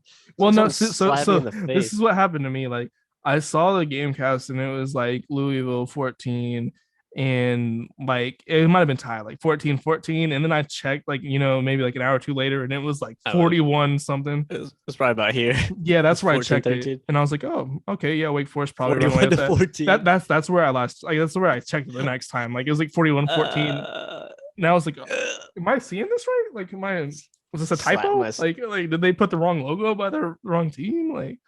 Surely that's not is that fucking actual Louisville team we all know? Like no lie, I refreshed the page like 5 times. Like I was like, nah, please no way. God, please God. If I was a Wake Forest fan, I'd be like, just sit here, please no. They thought they had it like that. Nah, Chris Paul's still the best thing to ever happen to your school. Like we'll just keep it like that. That's tough. All right, Heisman top 5. I feel like we have a unanimous number 1. Hendon Hooker. Yeah, I finally moved him up. And well deserved. Hendon Hooker is cooking. This dude's crazy. Like Yeah, CJ Stroud might have like some better stats, and he's not even number one in all categories, but his resume and just the way that they're dominating teams, we'll really see if they beat Georgia, like that's like a 100% confirmed lock, confirmed. Like he's not coming off there unless they lose. Yeah, I mean Even if they lose, it still might not be. Like if he beats Georgia and Alabama in the same year, and then he like makes it the SEC champion, maybe wins that one and loses in the playoffs. Yeah, granted, playoffs are after, but maybe he even loses the SEC championship. Like he still might win it. it's so here's my thing. If they beat Georgia, they can afford one loss and still get in. So I think you still give it to them. Like as long as they beat Georgia and only get one more loss, like at the worst, I think he wins. He has the best like signature wins. Yeah, his stats aren't like as good as Stroud's, but only one interception. He's good on his feet. He's always calm. He's clutch. I don't know. I don't This know, is man. this is one of those games where like they just got out big early, and like I think they just kind of stopped throwing the ball. I think they took him out. They might have. There's no way he played the whole game. And so he had a rushing touchdown, four total touchdowns, 245, solid game. I mean, he's not here purely off this one performance, but he did take down, ranked Kentucky team. So that's just another, another notch in the Heisman build for him. All right, 2. We both have CJ Stroud. Yeah. Okay. Tell me when your surprise player is coming up because I want to guess it because I have a surprise player as well. Not a surprise player, but a player I have not had up to the season. Mine's number 4. Okay, mine's at 4 too. Cool. I feel like it's the same person. It has to be. It has to be. There's no fucking way it's not. CJ Stroud, man, this dude is. I would love to have him on my team as an NFL franchise. Like he's everything you can want. Like as a quarterback, he's got the size. It's not like he's short. It's not like he's small. He's got the arm. He's got the leadership. He's just so calm. Like you never see his face change like from this. It's this. This is all you see all game. Even in that, like when Penn State game wasn't looking good, like he was cool. They were down. He was just he was fine. Like he was fine. He's over there just he's like fucking pops in some AirPods. I wouldn't be surprised. He's over there just like nah, not even worried, fucking smoking a cigarette on the sidelines. Little fucking God, what's that Chicago Bears quarterback? Jay Cutler. Yeah, the dude, it's like he's got like the Jay Cutler vibe to him for some reason for me. Dude doesn't give a shit. That's how CJ runs. And I'm for it. I love CJ Stroud. I don't like Ohio State, but I like CJ Stroud. Top 3 probably Ohio State quarterback of all time. Well, I mean, you got Haskins, you got Terrell Pryor, you got Cardale Jones. He's a junior. He didn't play his first year. Man threw for he has almost 4,500 yards. I'm sure he'll probably equal that, if not pass it this year. So it's almost 10,000 yards probably after this year. I'd imagine he goes to the league. I don't think he stays. Nah, he's probably going, like, realistically, he's probably going number 1 overall. Him or Bryce Young. Like, it is a 2-man. I have not seen Hendon Hooker in a lot of mock drafts. Actually, I have not seen him at all. At least in the first round. He's a senior. Draft eligible? Yeah, he's a senior. So I mean, I don't know if maybe it's changed because I haven't probably looked in a couple of weeks, but I don't know I don't know. Like him. I think CJ Stroud is a better quarterback. But I think Hendon Hooker is. I don't want to contradict myself because like Hendon Hooker is playing, if not the same, but like he's just got better wins. I think that's the thing for me. He's got better wins, which is pushing him over CJ Stroud. Better wins with better schedule, less talent. I mean, not that they're lacking talent, but like Ohio State definitely has a better receiving core than Tennessee, in my mind. I don't know that they're almost like. It's like here, like it's very fucking close between these two, and it's these two's unless Blake Corum puts it in a fucking overdrive and scores like 4 touchdowns a game from now on, which he's kind of doing. So he's climbing his ass up in there. Blake Corum. Blake Corum's number 3. Okay, yeah, we're pretty much sold on our top 3. Blake Corum, he wins out. They win the Big Ten. They go undefeated. He runs all over Ohio State. Yeah, he's probably gonna win, unless Tennessee just wins out too. All right, so he did fucking 177, 1 touchdown, and he had 1 receiving touchdown. Yeah. He has not fumbled. Has he fumbled this year at all? He's got 14 total touchdowns. That's a lot. 6.6 yards per carry is pretty good. It's like That's most very of what you good. need for a first down and 1 carry. And he's got 1,000 yards. I think he's like, on par for like kind of like a legendary running back season. I think he's kind of on par with like the Derrick Henry and Adrian Peterson, like Adrian those type of- Peterson yeah. type seasons. I don't know if he's passing them at this rate. I don't know, but he's definitely on that track. He's really just gotta pump these 2 up as much as possible, and they just have to win. He's one of my favorite players. He's honestly one of my favorite players right now, just because like you don't know what's gonna happen when they put the ball in his hands. He might run off for 60 yards.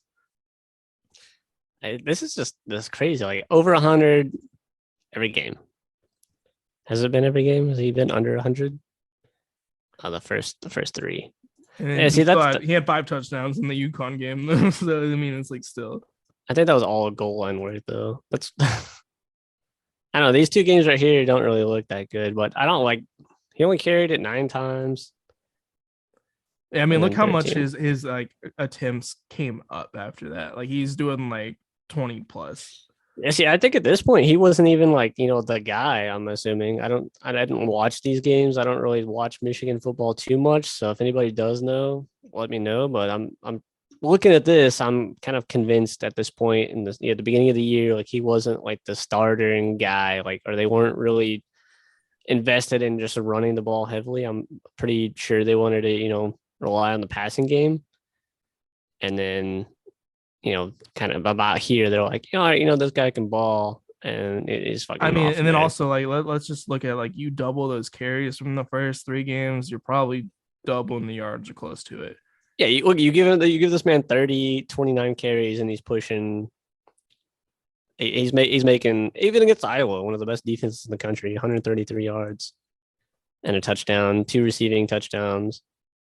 He got the ball handed to him those first 3 games. He might be looking at close to 1,400 yards. Like that is nuts. He hasn't fumbled the ball 1 time. I would like to see them throw the ball to him a little more. I mean, he's only got 8 receptions on the year. So, and his only touchdown was last week. So I get him into some space and let him fucking run downhill on some people. Man's gonna make some magic happen. I bet so, unless his hands just aren't that, and they're like, "No, we can't throw to him," because like in practice he's just like, yeah, maybe pan hands. And the crazy thing, he's only 3 inches taller than Deuce Vaughn. Like he's not a very big dude. But I mean, 210s, like he's pretty muscular at 210. What is Deuce Vaughn weigh? I feel like he weighs like 170 something. I like Deuce Vaughn. This man I like is Deuce Vaughn too. 176. Oh my god. This guy's so small, but he's so good. I just want to look at the 158 on Oklahoma State. Gross. All right, moving on. Okay, number 4. This is our surprise. You want to say it at the same time? We'll go 3, 2, 1, go. Okay, all right. Oh, let me get his name. Okay, all right. 3, 2, 1. Chase Brown. Bo Nix. Oh, you got Bo Nix. Wow. Who'd you have? Chase Brown, running back for Illinois. Chase Brown? Yeah, Chase Brown. Yeah, I've heard of him. I haven't really looked at him at all. We'll go check him out first. Is this guy white or is he black? It looks like he might be half. So he has Maybe more. he could be like Hispanic type. He could be. Like birthplace. No, actually. Wait, where do you see that at? Birthplace, is that London? Ontario. Is that Ontario? Ontario? Is Ontario like a state? Like in like It's essentially like Providence or it's like a whatever? province of Canada. Is there a fucking place called London in there? I'm curious. Yeah, London, Ontario. Okay, yeah, he's All right, Canadian. Okay. But interesting. yeah, he has more rushing yards than Blake Corum. Touchdowns, aren't quite the same. Yards per carry is really good. So he is actually, I think he's leading the country in rushing yards. He's got 1208. He had 1078. Yeah, he's pretty high up He's on also there. got a decent bit more attempts than Blake Corum does. Yeah, so I actually like thought about putting him up there like throughout the season because he's looked pretty good. Jesus Christ, 41 attempts. Holy fuck. But I couldn't put him up because I was like, it's Illinois. They're not that good. But now Illinois is pretty good. So I'm like, okay, his team's pretty good. He's good. He's running his ass off. Yeah, receiving. I mean, he's getting a little bit some no fumbles. Yeah, He's no on fumbles. he's on a really good team. He's pretty much the best offensive player they have. I don't think he's gonna win, but I think he's up there. He'd have to win the big to They'd beat. I have think to win like out pretty much. if they beat Michigan and like dude, that's gonna be a great game. That's gonna be a Blake Corum versus Chase Brown running match, and we'll see who's the superior running back. I think that'll solidify which one's gonna. I don't know. I think even if Blake Corum like loses, he's still there. But this guy might make himself into the might get invited. Yeah, I think if he wins, like I was seeing like RG3 like put out his top 5. He had this dude at like 3 or 2. Really? I was like, I think it's Hendon Hooker and CJ Stroud and Blake Corum. That's just my opinion. And then it's kind of like after that. Yeah. Yeah, he's having a solid year. That's a fucking hefty amount of yards. He just really needs to score more. Yeah, I think he's worked his way up to where it could be a 4-man race. It's funny because we're both kind of like, oh, it might be a 4-man race, but you got Bo Nix. Yeah. So we were talking about 2 completely different people. I was convinced we had the same person. Bo Nix he's kind of starting to go off a little bit.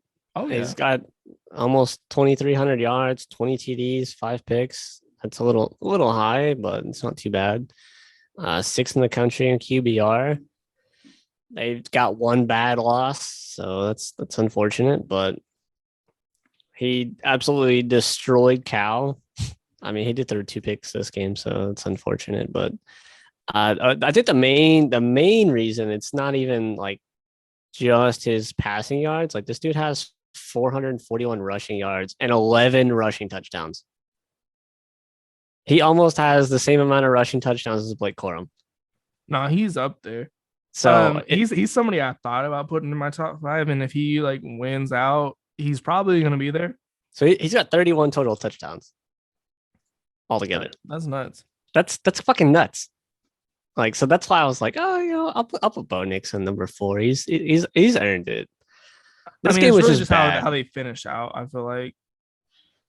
Yeah, I think that honestly, I think the Georgia loss was kind of like an anomaly. It's the first game of the year. It's his first game with Oregon. I was honestly like, it kind of feels like a disservice to that Oregon team to schedule Georgia number 1. Well, and it was Dan Lanning's first game as a head coach against his former team, the defending champions, the team that knows pretty much everything he does. Yeah. So I mean, it's really like you couldn't excuse. I mean, you can't excuse that big of a gap, but you can excuse it a little bit. I think this is kind of like not as bad as it was like when we first seen it. So like they've just looked completely dominant since then, scoring no less than 40 points a game against a pretty good BYU team. I think BYU's not as bad as they are being. Like they're not as bad as they're playing. Like I think they're better than they are. Yeah, beating down UCLA. Yeah, Oregon's good.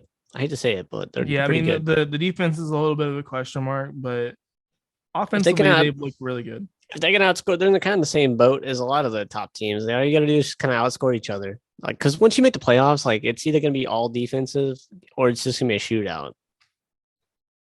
In my opinion, I just kind of want good semifinal games. So I'm hoping we see more balanced teams. I feel like Oregon's one of those teams that probably get blown out when they got to the playoffs, Yeah, but it depends on who they're playing as well. very true. Very true. I honestly wouldn't even be mad if they got blown out because I'm not a big Oregon fan. I like to keep the 0 championships there alive. Fuck you, Oregon. I'll never forgive you. All right. So at 5, I got like a 3-way tie. So I'm just gonna bring up 3, and I'm sure you have one of these guys in your top 5, and we'll just talk about that guy. All right. 3, I got, or 5, I got a tie. DTR at UCLA, Caleb Williams, and Bryce Young. Yeah, I got Caleb Williams. Yeah, we just talk about Caleb then. Actually, we kind of already touched on him, but we go into him again. Oh, yeah, we did. Look at him as a season as a whole. He's only thrown 1 interception. Yeah, that's tied for second. I'm sure whoever's number 1 is probably on some fucking bum team. I don't even know who it would be. Third on touchdowns, which is pretty good. QBR 9th, yards 11. So like he's competing all the way across the board. Every game, kind of outside this Washington State game, he's thrown for, well, I guess in Oregon State, he's thrown for over 200. 5 touchdowns, 4 in 3 games. Not getting sacked a whole lot outside of Utah. He's rushed for 249, 3 touchdowns. So he's got, 27 total touchdowns. I don't know. I like Caleb Williams. I think he's good. That's why I got him on my number 5. I just think he's just not gonna win it. They're not gonna beat Oregon. Well, I mean, his thing is like he's not playing a very high level of competition. Like he's going to see UCLA and possibly Oregon, and that's pretty much going to be it. And I don't think he wins all of those games. No. He might lose both of them. Like quite honestly. And then so far he's played Utah. Sorry, and they lost. Barely won. Or no, they did lose. Sorry, what the fuck am I talking about? I mean, the thing that's impressive about him to me though is he has these high amount of attempts. Like 45, 42, and he's not throwing any interceptions. He's throwing 5. Well, it's because these are kind of close games. Like their defenses, like you said, they're bad. So he's slinging the fucking ball to make sure they win. Yeah, this is kind of not a great outing, but it's not terrible. I mean, still the touchdowns are there, the yards are there, and he didn't throw any interceptions. It's just on the defense. Like that's it. That's the only reason they lost this game. he's on the field more. Like how like we talk about like offenses giving the ball back so much that the defense gets tired out. I almost feel like it's like the opposite. Like teams are scoring on USC so fast that like the offense is tiring out because they got to get on the field so much. Yeah, I could imagine being like a receiver for USC. Like you're running routes all game. I think I don't think he will win. I mean, like at this point, I think it's kind of like the top 3 guys, really, really. But I mean, I like if they do beat UCLA, they beat Oregon, and he just keeps putting up these crazy numbers. He I think he will be at the ceremony. For sure. All right, so that's our Heisman top 5. Nick's got a tie for number 5, so 3-way. I fucks with it. Game of the week. What do you got? I know what you got. I'll find it.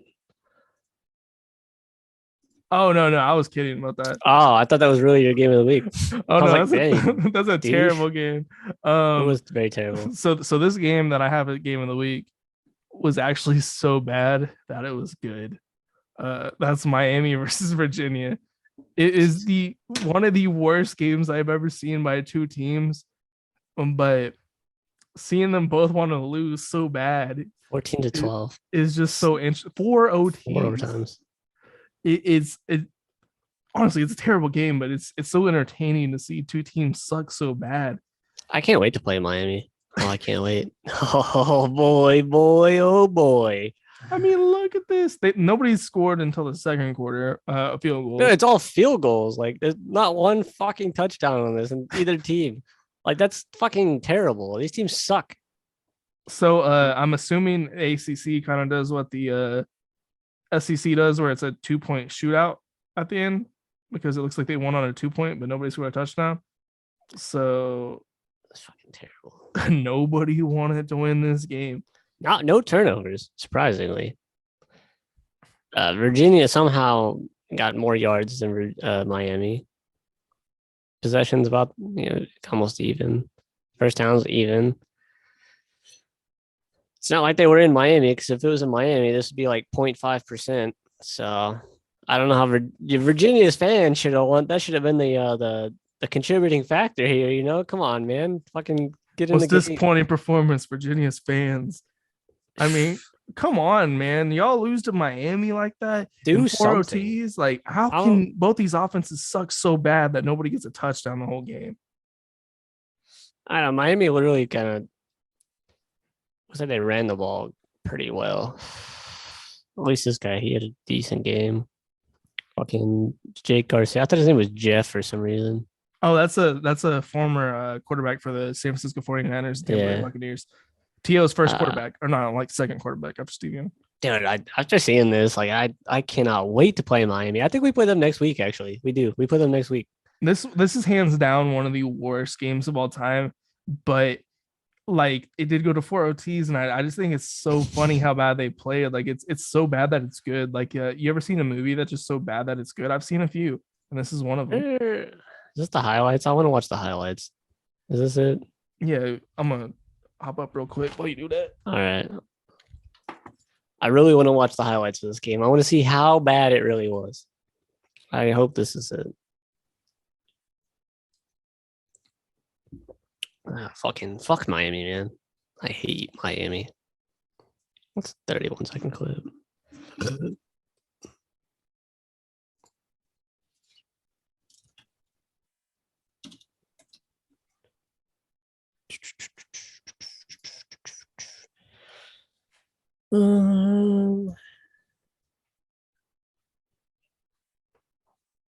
Where I think I got it.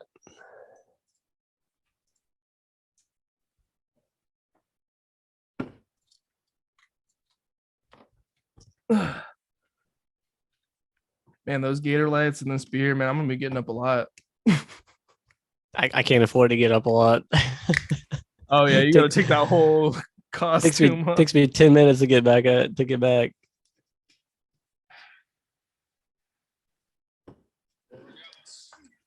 This whole highlight reel is gonna be field goals. Last play of the quarter. With Armstrong for the starting spot, but turning him into a big time receiver now. Going deep again. Wide open man. Inside the 10. It's still No, they still didn't score from there. They still didn't get a touchdown. lost here at Scott Stadium. Veterans connects and we're tied.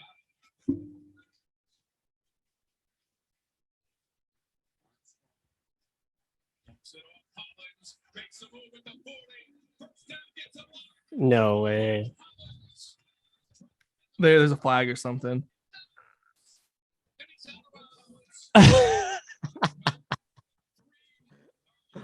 And they still didn't score. He's oh yeah, look at he's celebrating it.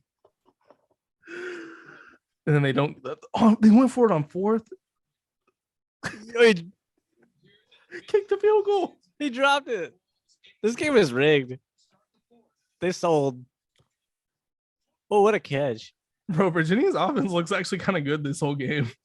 Yeah, what happened? How do you get down to the like within the 5 twice and you can't score? You go for it on 4th. That man. It looks like he threw the. He just threw it down. He's like, I don't want it. Somebody has some money on this game. This is actually nuts to me. How like Virginia actually looks like they could have won by like significantly, by like 3 touchdowns. This is actually embarrassing for Miami. Is like an entirely. The recruiting, like the talent that they get, is like way superior to Virginia. Virginia is a basketball school. Like, what the fuck are you doing, Miami? Well, I mean, if you look at Miami, like they're up there in that upper echelon of like legacy programs, you know, that are like blue chip, you know, whatever you call them, blue blood programs. Yeah. And they suck. They have sucked like the last 10 years. I love it. Ridiculous.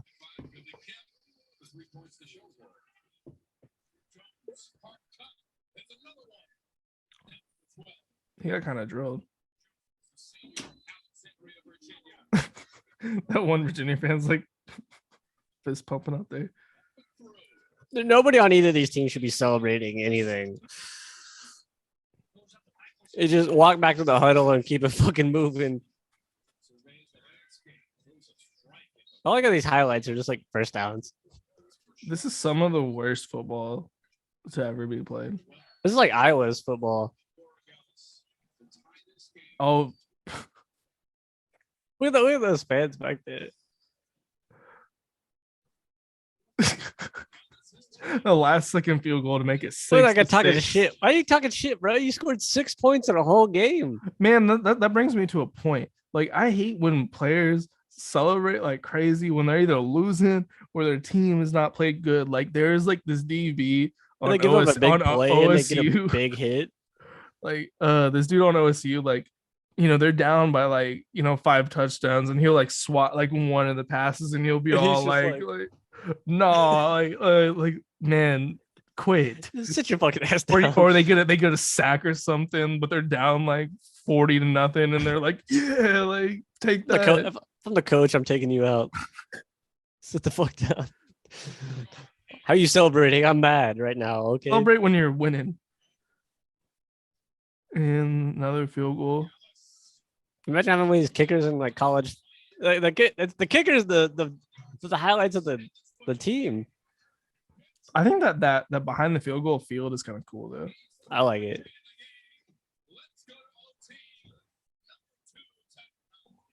How are these commentators excited? They know damn well they're not excited. They're like, I'd are we ever be going to asleep leave? in the booth? Oh,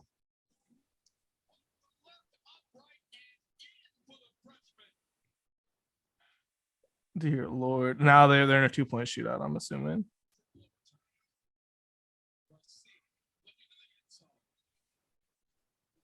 Picked.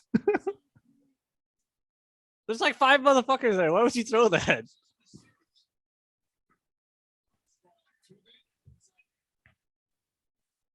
Dropped. Wow. But how are you gonna get that hype knowing you played like this? I mean, I guess the defense didn't play bad. I guess you could say they could celebrate. Oh, why would you throw that? You selfish bastard. He's like, I want all the Like, glory. it was wide open. He's like, I would like this team to a win.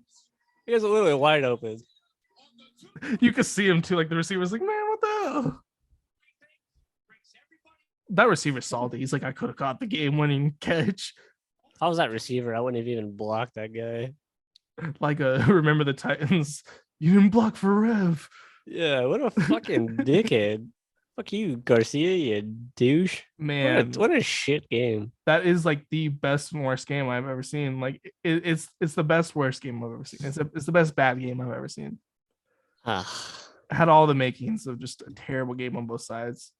I'm gonna watch we lose to Miami next week. That would be like, you might fire Norvell if you lost to Miami. If we lose to Miami, we're not doing an episode. You do it by yourself, Nick. I'll be crying in somewhere in my house.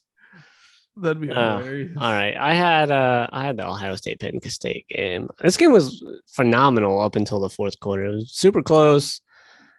It was about here where it really took a turn for the worse for Penn State. Actually, I think it was that was there. That was that touchdown that really just took the momentum and deflated Penn State sales, and they just gave up. They weren't blitzing. They were just like letting them do whatever they want. They're just rushing forward, trying to keep the lead after this score, and it was just a fucking avalanche. I don't even know what to say. Sean Clifford, I still don't like you, but you redeemed yourself a little bit. He just doesn't got what it takes, man. This dude's been there for like 6 years. Like, come on, man. How have they not found somebody better? Like, there's got to be somebody better that you can get. You're Penn State. He's not clutch. He's just like, he's okay. This guy though, fucking Parker Washington was balling. Same with Marvin Harrison Jr. Those two Marvin guys were Harrison like, Jr., man, I love that dude. it was like a wide receiver duel. And then old fucking JT on the defense was like, oh, hell no. This is my game. I think it's crazy that Single. Marvin Harrison wears a Peyton's jersey, you know, the quarterback that threw to his dad, like, you know, honor Peyton Manning. I think that's cool. It's kind of a random like thing you wouldn't expect. He picked it because of that? Yeah, because in honor of Peyton Manning, who like threw all of his touchdowns, or like, it's like the only quarterback I think Marvin Harrison ever got like passed from, other That's than when pretty he was cool. like hurt. Yeah, I'm surprised he didn't like, pick his dad's number. like the 88. Yeah, I mean that's what you would think, but no, he picked 18. Yeah. Maybe it was already taken and he was like, all right, I got to pick something else. I mean, it could be retired. I mean, you don't know. I mean, but yeah, I doubt it. Oh, a lot of college teams don't really retire numbers like too much. it's very rare. I know. I'm sure there's a few teams that have. I'll have to be, but I honestly can't think of too many or any. I can't think of any off the top of my head. What am I lying? Yeah, I don't know. This game was so good. Like, I'm not even mad Ohio State won. Like, I am mad at the same time. Like, I'm like indifferent on it, but I just wish Penn State would have not just completely shit the bed and maybe taken it all the way to the end, made it a close game, like, a field goal win on either side or something, but they just completely collapsed. So, good game up until here. Game of the week up until here.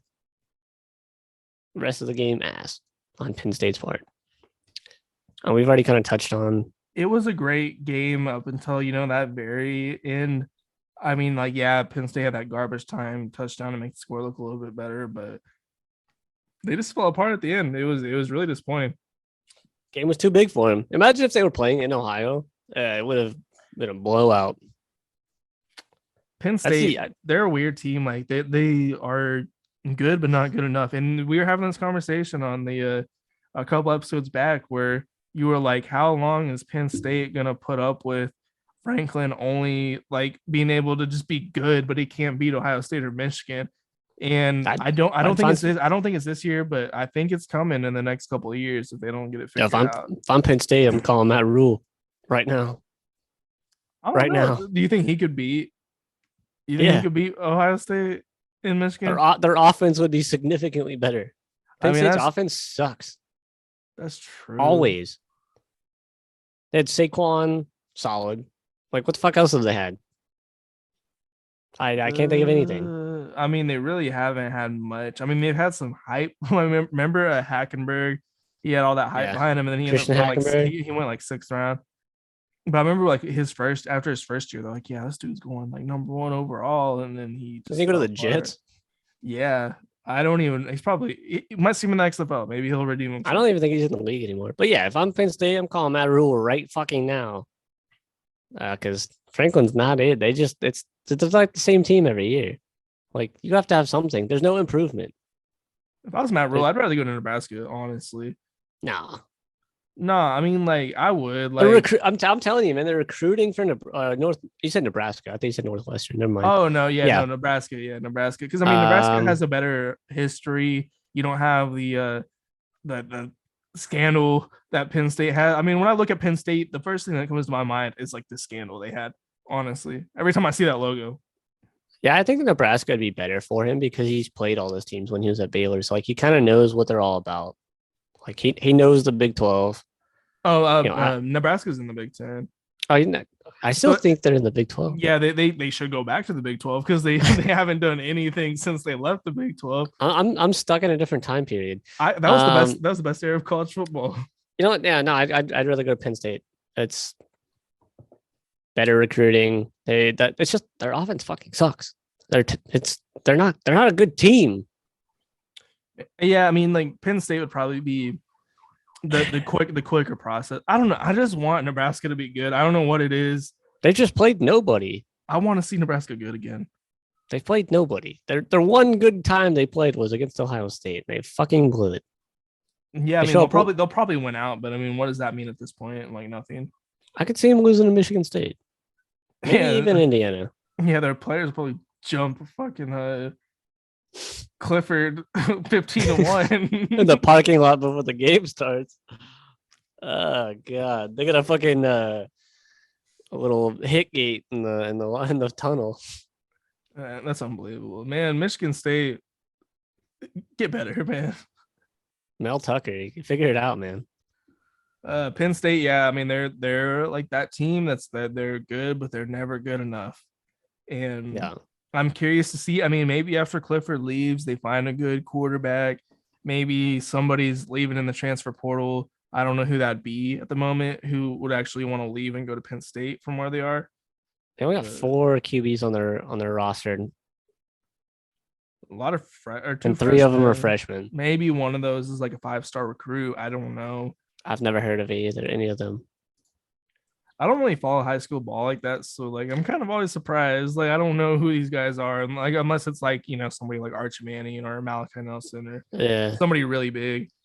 I think they just if they want to keep being consistent, 2-3 loss team, keep James Franklin, but I think they got to do something. I feel like I think this is what their process is. Like we're always going to be good with Franklin, and they're just hoping for that 1 year where they just get lucky or something like, oh, Ohio State sucks this year for some weird reason, or Michigan, their quarterback's out for the season, or running back, or whoever. Jim Harbaugh leaves like he thought he was going to. Did you see that like this past off season where Jim Harbaugh he got an interview with the Vikings, and I guess he went into that interview thinking like the job was hit. Like he went in there like expecting to just accept the position, but they were like, oh, we're just interviewing, man. I do remember that. That sounds vaguely familiar. I wouldn't leave for the Vikings. They're good this year though, 6-1. I don't think they're. I still think they're pretenders, but I mean, like they are 6-1. They are very pretenders. Just settle this real quick. Packers trash. Lions trash. Saints trash. Bears trash. Dolphins no Tua. Cardinals are trash. So they played nobody. Yeah, I mean, and then the one team they did play that was good lost. Yeah, Eagles. Eagles are winning the Super Bowl. I would not be surprised if they didn't lose another game. They will, but I would not be surprised if they didn't. Hey, it's the Eagles and the Chiefs. That'd be an interesting Super Bowl. I hope Jalen wins. I don't think Buffalo has enough to get it done. I think Buffalo is going to continue being Buffalo even while they're good. Actually, that the Giants are winning the Super Bowl. What do you mean? It depends. Giants, Patriots again. No, we're like a bad good team. Like we have a lot of injuries. We have no fucking receivers. I don't even know how we've won 6 games. I think once you guys get talent, as Michael Jordan would say, the sky's the roof. Did you ever see that when Michael Jordan was like, it was before like a North Carolina game. He's like, the sky is the roof. No, I've never seen that. Like that is the dumbest quote I've ever heard. I mean, I guess it makes sense, but it just sounds bad. I feel like Michael Jordan's just kind of like dumb. I don't know. So we're going into the best performance by a team. Who you got? I'll go first. Okay, hold on for a second. I got Louisville. Actually, yeah, you go with Louisville. We already talked about Louisville. It was in my was it game of the week? Oh, that's right. You did have the best performance by team or defensive team performance. So like I don't. I've already talked to him. I don't want to like. It's the same thing. They outperformed Wake Forest in every facet of the game. So my best performance and the worst performance come from the same game. I'm so excited about this. I'm gonna change my colors to purple. K-State. You're a fucking scrub.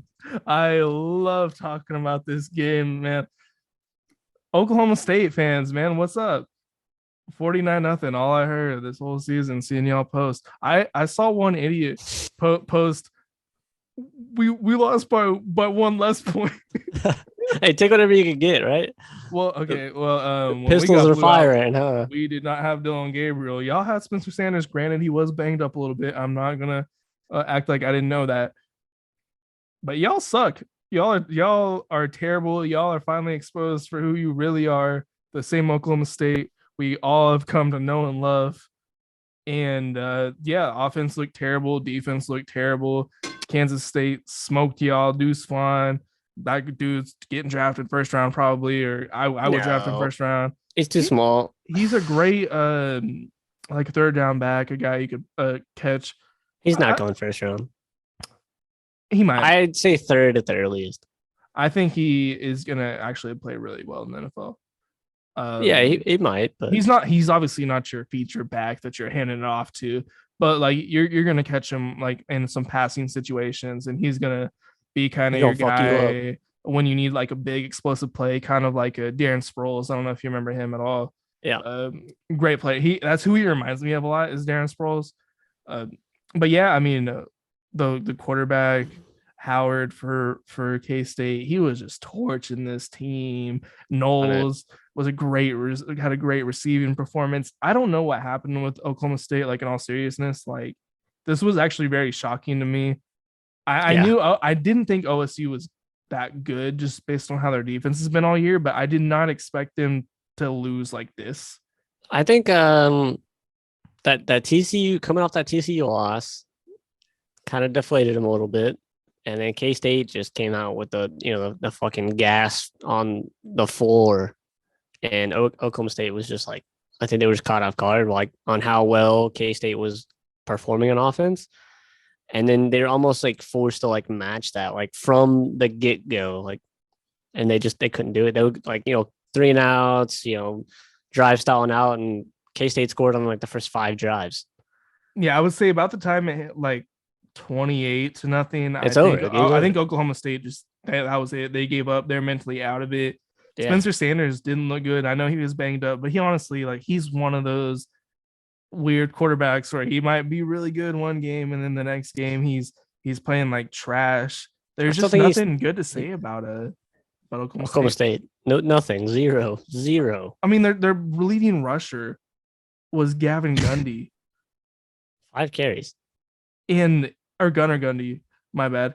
And he was in garbage time as the backup quarterback.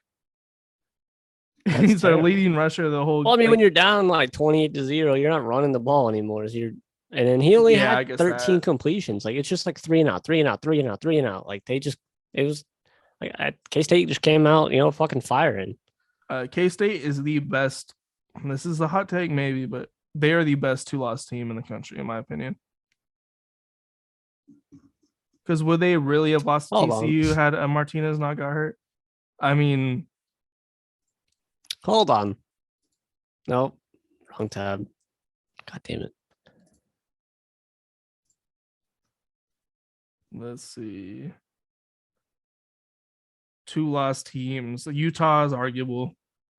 I think you're right. Yeah, never mind, you're right. Yeah. I mean, like Utah's the only one you could even argue with it, in my opinion. I think they'd beat Utah. This is the best 2-loss team in my opinion.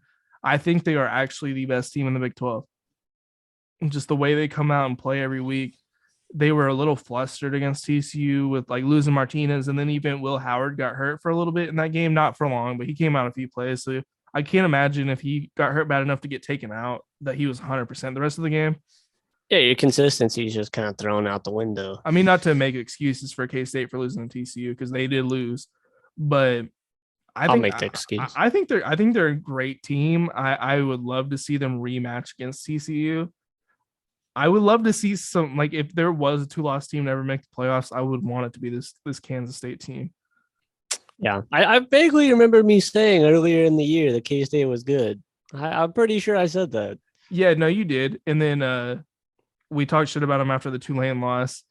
And then the very next week, they beat us. Now look at Tulane. Yeah, now Tulane looks not too good. Bad now. Yeah, I mean, I saw K-State in person. That offense is nuts. Also, OU scored 30 something on K-State.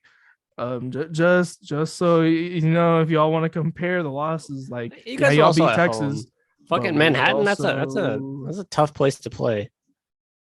Yeah, I mean, so we were talking. Actually, we'll get in this in the favorite team talk.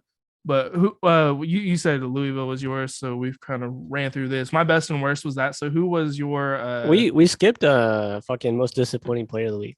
Oh yeah, let me pull that up. Have we? I feel like we could have the same guy, Yeah. but maybe not. I have Will Levis. Yeah. Yeah, this dude, I am Fucking. thrown for a I don't know loop what for how bad happened. he played. Did he get hurt? Like that's the only thing I could think of. Like, fucking terrible. Absolutely terrible. Only completed 16 passes, not even 100 yards, 3 picks, 16.4 QBR. This hurts his Negative draft 20, stock.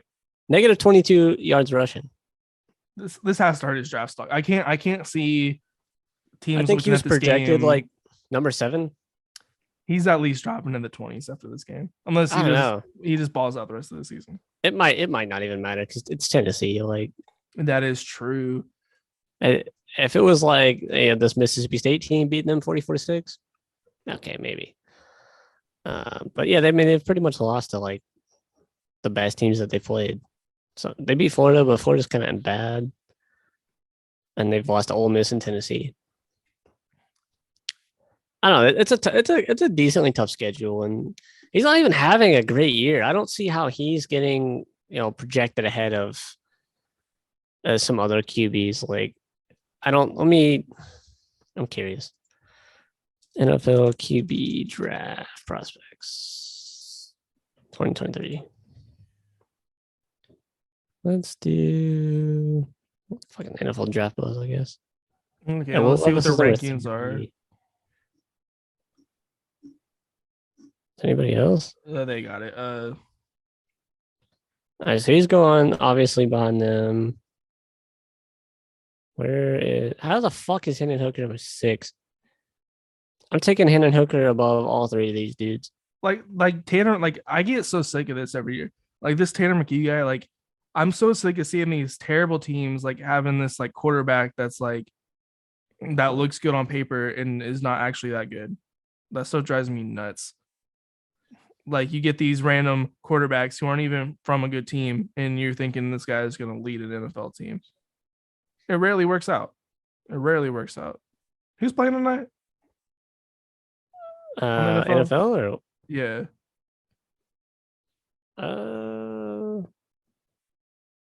Packers and the Bills are playing right now. I was just curious. I don't really care about that game.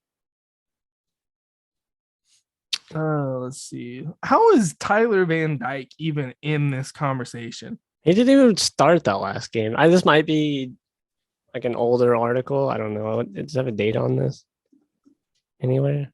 When was this updated?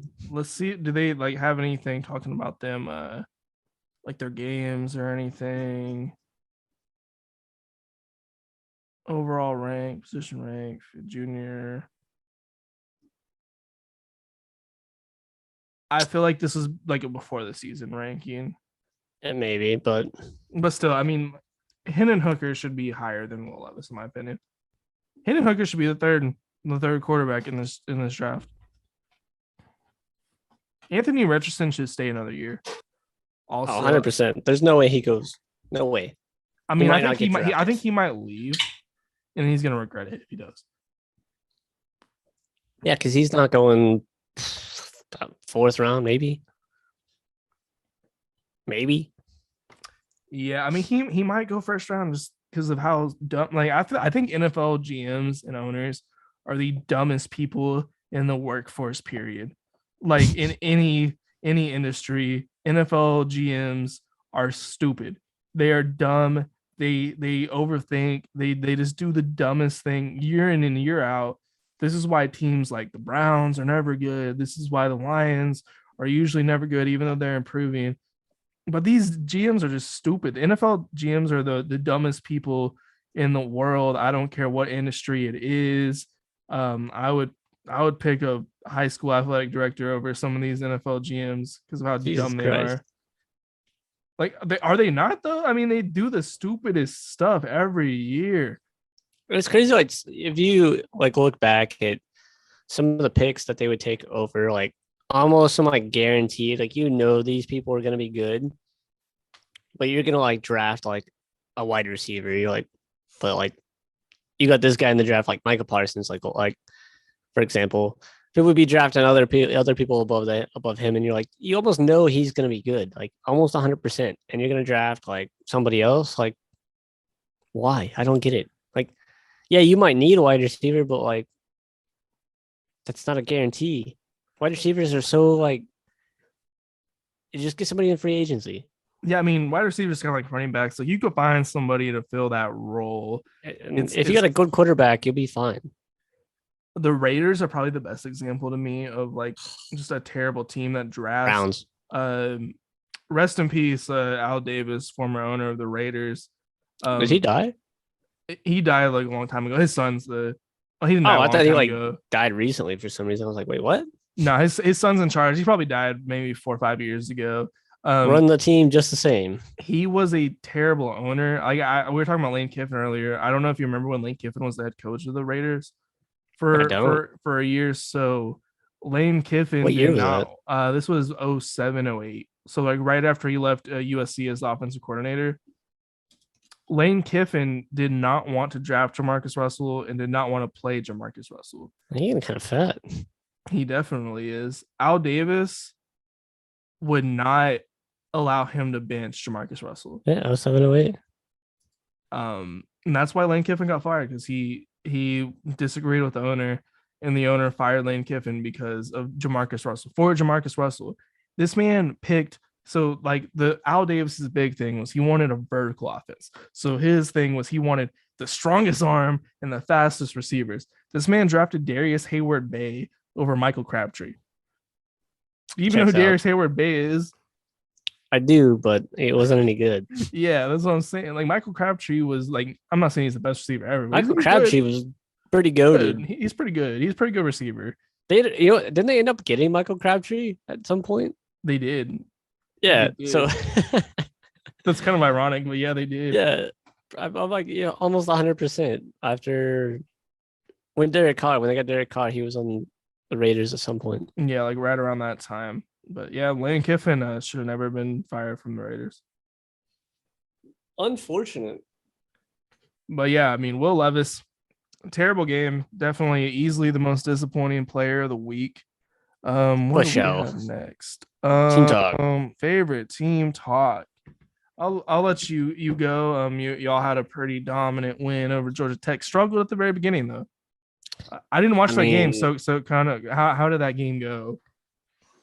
So I didn't look at watch the whole game because we started out kind of fucking shit, and I was like watching the Ohio State Penn State game. Just there's more on the line. I knew we were gonna win this game, so I wasn't too worried about it.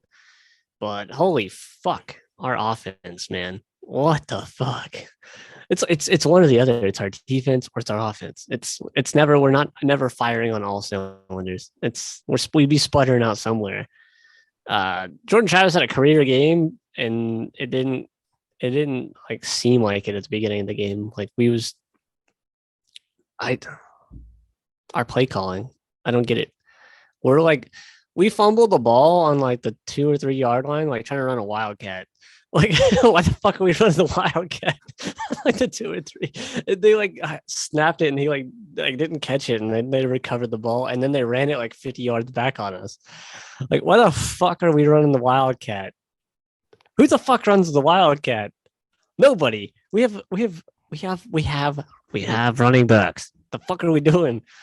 I'm gonna slap Mike Norvell on the face for that. We get down within the 5, and we just try to get cute. We're like, let's bust out this play that we got in the back pocket, like, no, just fucking hand the ball off, man. You can run it 4 times for all I care. I don't care. Don't run the fucking wildcat. Let's run the wildcat with our punter as the quarterback, like something stupid. Don't run the same fucking passing play 3 times in a row to the same player. Like we did that. Y'all have great week. running backs. Just hand it off. Exactly. Like we get so fucking just like stalled out on dumb shit. This team frustrates me. I'm so frustrated with this team. It's either our defense is not, stopping the run, and I want to fire the defensive coordinator, which we still should. Our defensive coordinator is dude's bum, and then our play calling is semi atrocious at times. I think we need to hire an offensive coordinator.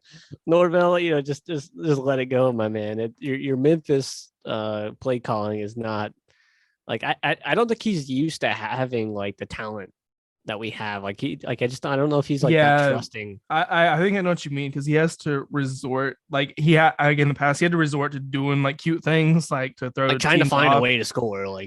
but he doesn't have to Like do that anymore. You could keep it no, just simple.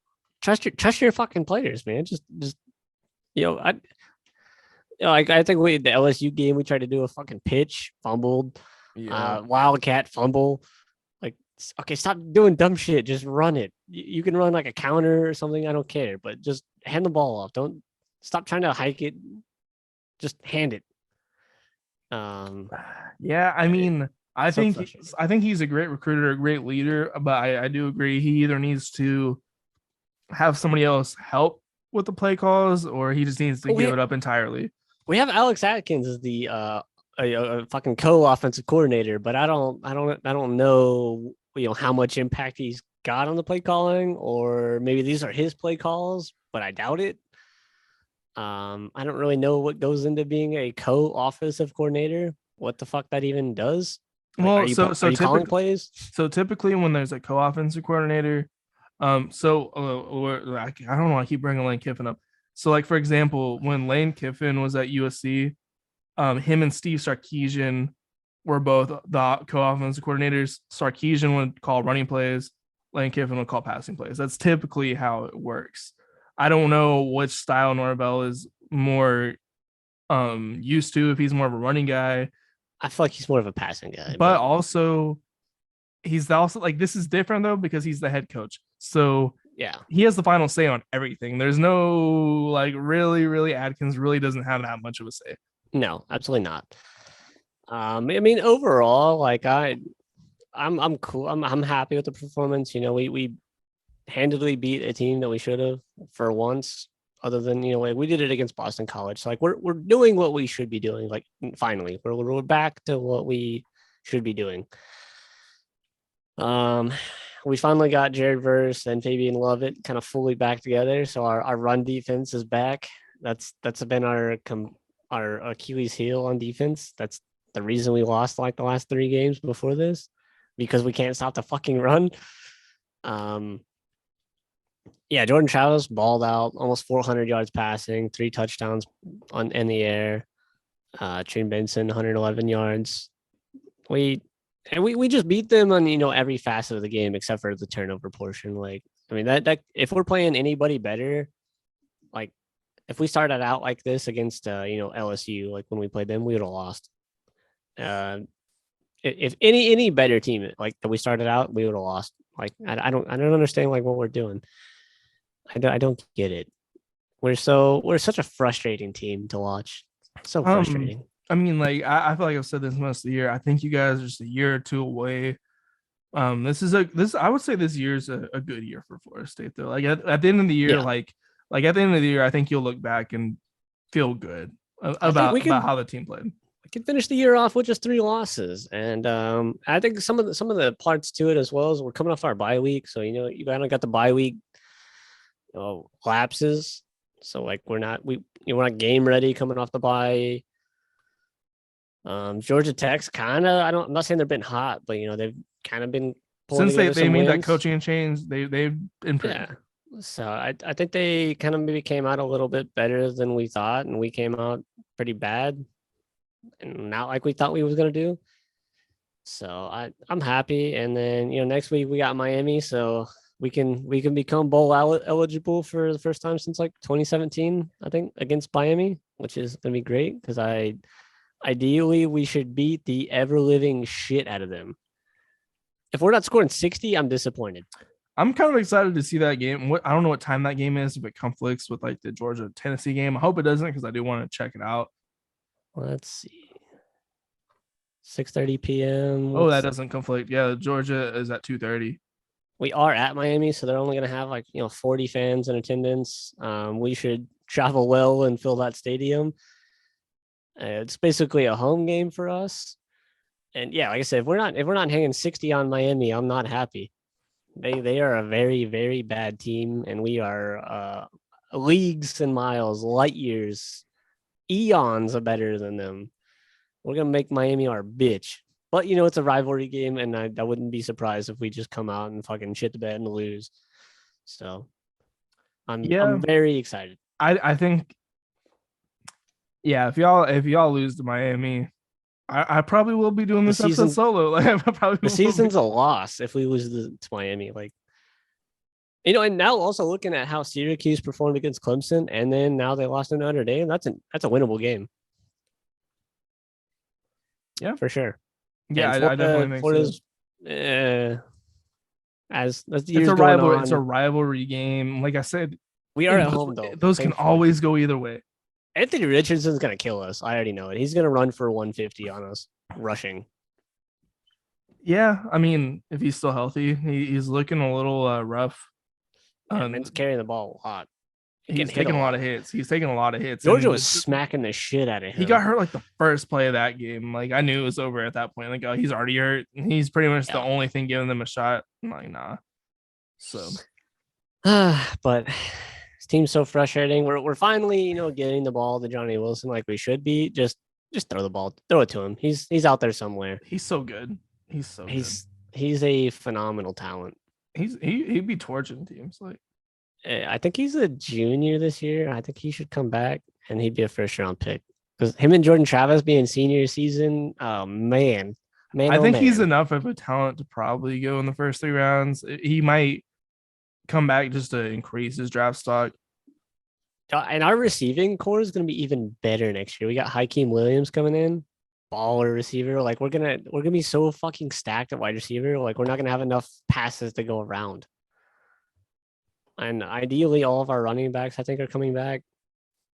Shore up the offensive line a little bit. Go heavy on defense.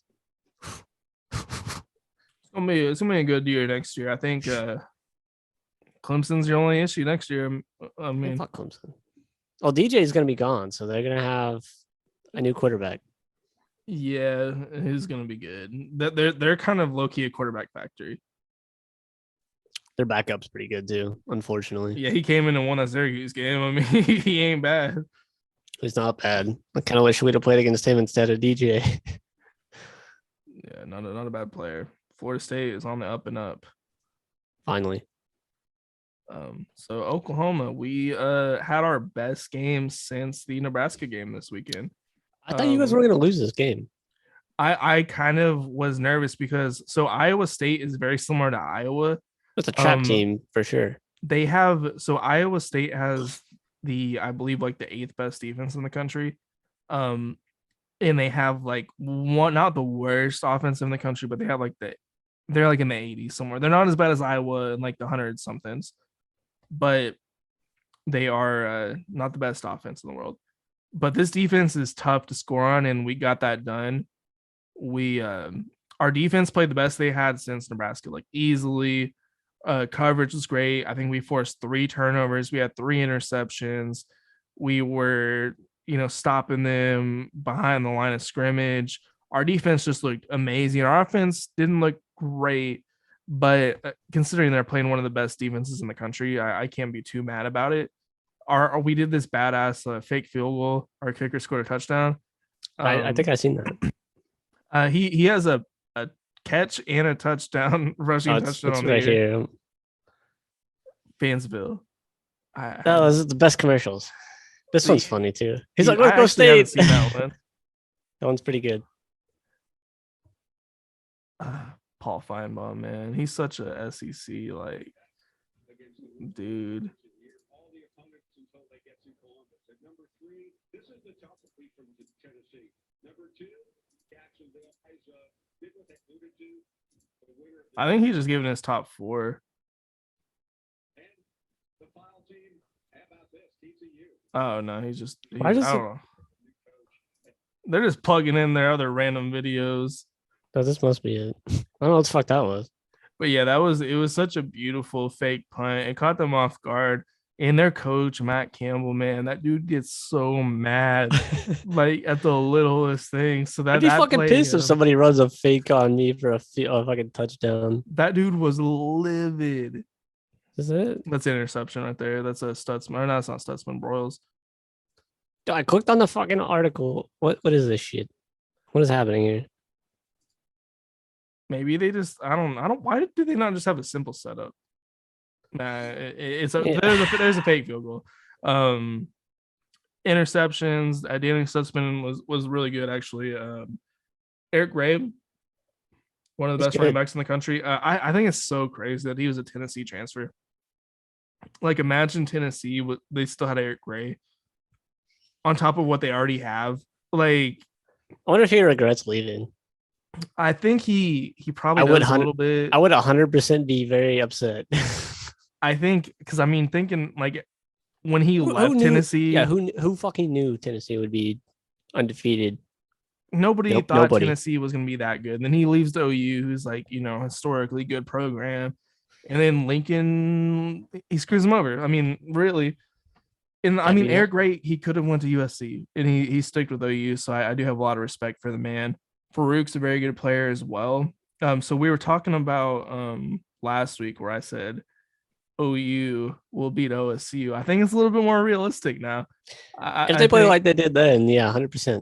so. I was actually looking through it. So like if I'm being completely objective, there's like a slight edge to Oklahoma State, but it's actually really close.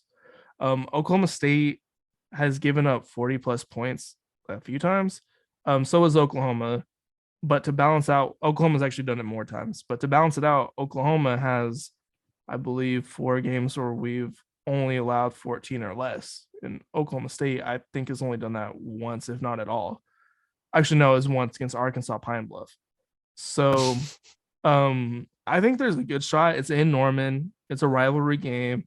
If Dylan Be a Gabriel's healthy, sellout. our offense is going to look good. The defense is the question mark, which it looks hopeful. I don't know. Both defenses are a question mark, really. This game I think isn't you really guys' much. defense is better, realistically. Well, we have the better coaching on the defensive end. We don't have the talent yet, though. That's the problem.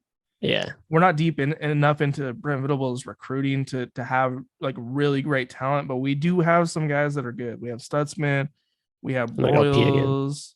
Hell yeah. We got what's his name? Bowman looking really good. Yeah, our defense is looking really improved after this game. Granted, Iowa State's not a great offense. So, I mean, we'll just have to see where we move on from here. We got Baylor next week. Baylor is kind of another one of those like Jekyll and Hyde type teams that's you don't know what you're going to get. I think we'll win that. I think we will win out. That's kind of a bold statement. The only game I'm truly worried about is not actually Oklahoma State. It's West Virginia is the game I have the most worries with. West Virginia is kind of one of those trap teams that's really really good. They throw you off a little bit. I'm just kind of curious to see how West Virginia shakes out. I think they're gonna give us the most problems. Tech, I'm actually more concerned about Tech as well. Tech's pretty nuts. So yeah, I mean Oklahoma, we're sitting in a good spot. If we win out, I'll be really if we lose only 4 games this year, I'll be looking back on this season. I'll be pretty happy with the way we started, how all this went. It's the first year in a rebuild. 4 losses isn't bad for a rebuild. I think it looks like next year we're still going to be in the Big 12.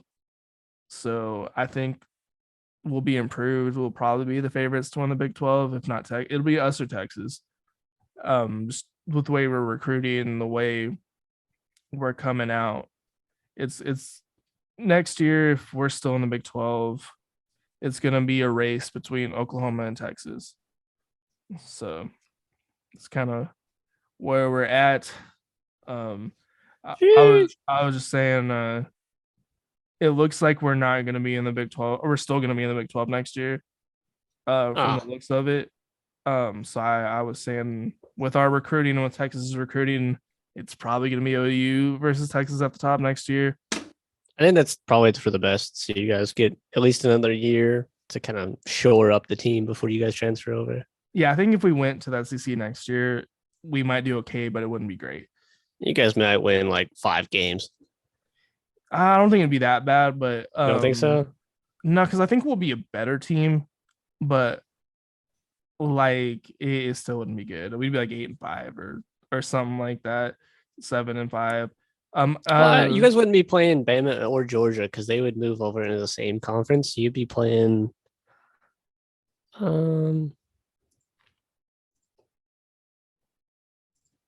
Let's see. Did I pass it? Southeastern Conference.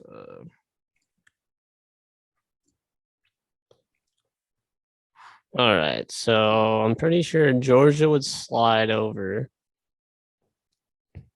and then you guys come in. I think maybe one more team would slide over. So you guys would be playing probably like Tennessee and Florida every year. Yeah, okay, that wouldn't be too bad. Yeah, I mean, I think so. Like the SEC, in my opinion, is pretty top heavy. So Dude, the West is going to be so fucking stacked. You're going to have LSU, Ole Miss, Alabama, Auburn, A&M, and Georgia. It's going to be a bloodbath every year unless they slide one of those back over. I could see them completely restructuring it because, like, if you look at it geographically, like having LSU, Arkansas, and A&M with Oklahoma, Texas, that makes a lot of sense. They're pretty in Missouri. Those are all pretty close by. Then you probably would put, because it's gonna be 16 teams, I think. So you'd probably put Tennessee with those if you're just doing it. Probably Kentucky too. Yeah, probably Tennessee and Kentucky. Then you'd probably put all the rest of them in the other one, like on the East.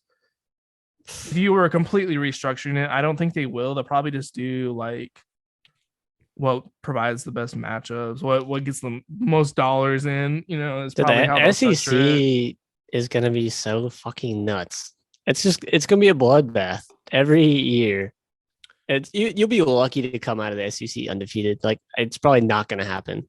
Nah. So I mean, I'm so glad we're moving in a 12-team playoff as well. They have to, yeah. That's probably why they're doing it, because the SEC would never make it so big. Like nobody would be able to get in. But my last closing point on a favorite team talk is I actually, now that the season's like shaking out, we kind of joked about this maybe a couple episodes back. I think there's a good possibility like Florida State and Oklahoma end up facing off in a bowl game. Oh, I hope so. I think there's a good chance they're both kind of like evenly matched. Like they've struggled. They're both 5-3. The rest of their schedule, like they could probably lose 1 to 2 more games, but they're probably going to finish pretty strong. I think it could happen. I don't know if it will, but I think it could. Honestly, who do you think would win? I think depending I think Florida State would win. I think depending on how the crowd kind of shakes out, like is it going to be like an even, neutral site? Is it going to be, more fans for one of the two teams? Actually, you know what? I think that could be a big factor. I don't know. I think we might actually be able to win thinking about it, because like I feel like Norvell might get a little too cute on Venables. And Venables is also coached against, he knows Florida State very, very well. But he doesn't know Norvell that well. I think he's played at Norvell one time. Yeah, but I mean he will be expecting whatever bullshit Norvell's throwing at him. Wildcat on the 3-yard line. But I don't know though, because like offensively, you guys have some weapons. You have a really good running game, and we haven't done that good against the run this year. It would be awesome. We struggled against like Deuce Vaughn. We haven't played you guys since what? 01 when you guys. It was a 2011 actually. Was it? Yeah, Christian Ponder was the quarterback. You guys had Mark Stoops as the defensive coordinator. OU won significantly, I think. And you guys beat us before then as well. Yes, we beat you guys one time. That's terrible. 6-game win streaks. We won the first game. Oh my god. Granted, they don't play each other often, so it's a small sample size. Oh, this is terrible. What the fuck is this? This is who made this? Oh, this is like comparing like our Heisman winners and like our championships. It's just set up weird. Like, so you guys might be beating us in like every fucking category other than bowl record, and yeah, we beat you guys in bowl record. It's like historically we suck compared to you guys. first in conference championships. You guys got 50. That's fucking disgusting. This is in the nation. This is all the FBS teams. Like you guys are top we 10 have the in most everything. we're Heisman U. Everything. We have a Heisman row at our stadium. Like if we had time, we probably could have stopped by like all those statues. Like we have a row dedicated to Heisman players at ours. I don't know if a lot of schools have that. Like, yeah, it's pretty dope. I think I don't know. We'll definitely increase a lot of this. I mean, the all-time wins that's a long haul type shit. Like a lot of these are. It's just kind of we're back, so we'll be fun. I think it depends. Like, so if this was to be a bowl game that happened, it depends on because like both of these teams have different versions of themselves that are dramatically different. I think if like the OU from the first 3 games shows up, I think they win. But if like the OU from like let's say K-State is probably the more realistic. I don't think they're gonna get as bad as they were against TCU and Texas again. If that FSU team from that LSU game shows up, we're in business. I think it'll actually be a close game. I don't think it'll be a blowout either way. No, absolutely not. I don't think so either. I think it I would could see be maybe like at worst, I think it'd be like a 2-score win. That's exactly what I was gonna say. 10 to 14 points swing either way. I think it'd be, kind of could be dependent on some turnovers. I think honestly, I think it comes down to Norvell losing you guys the game. Honestly. Yeah, I could see it. I mean, honestly, all you gotta do is just stick to like what we got. Like, don't try to do nothing crazy. Just throw it to your bigs and run the ball. That's it. I'm about to look at the ACC versus Big 12 bowl game because they're all like conference.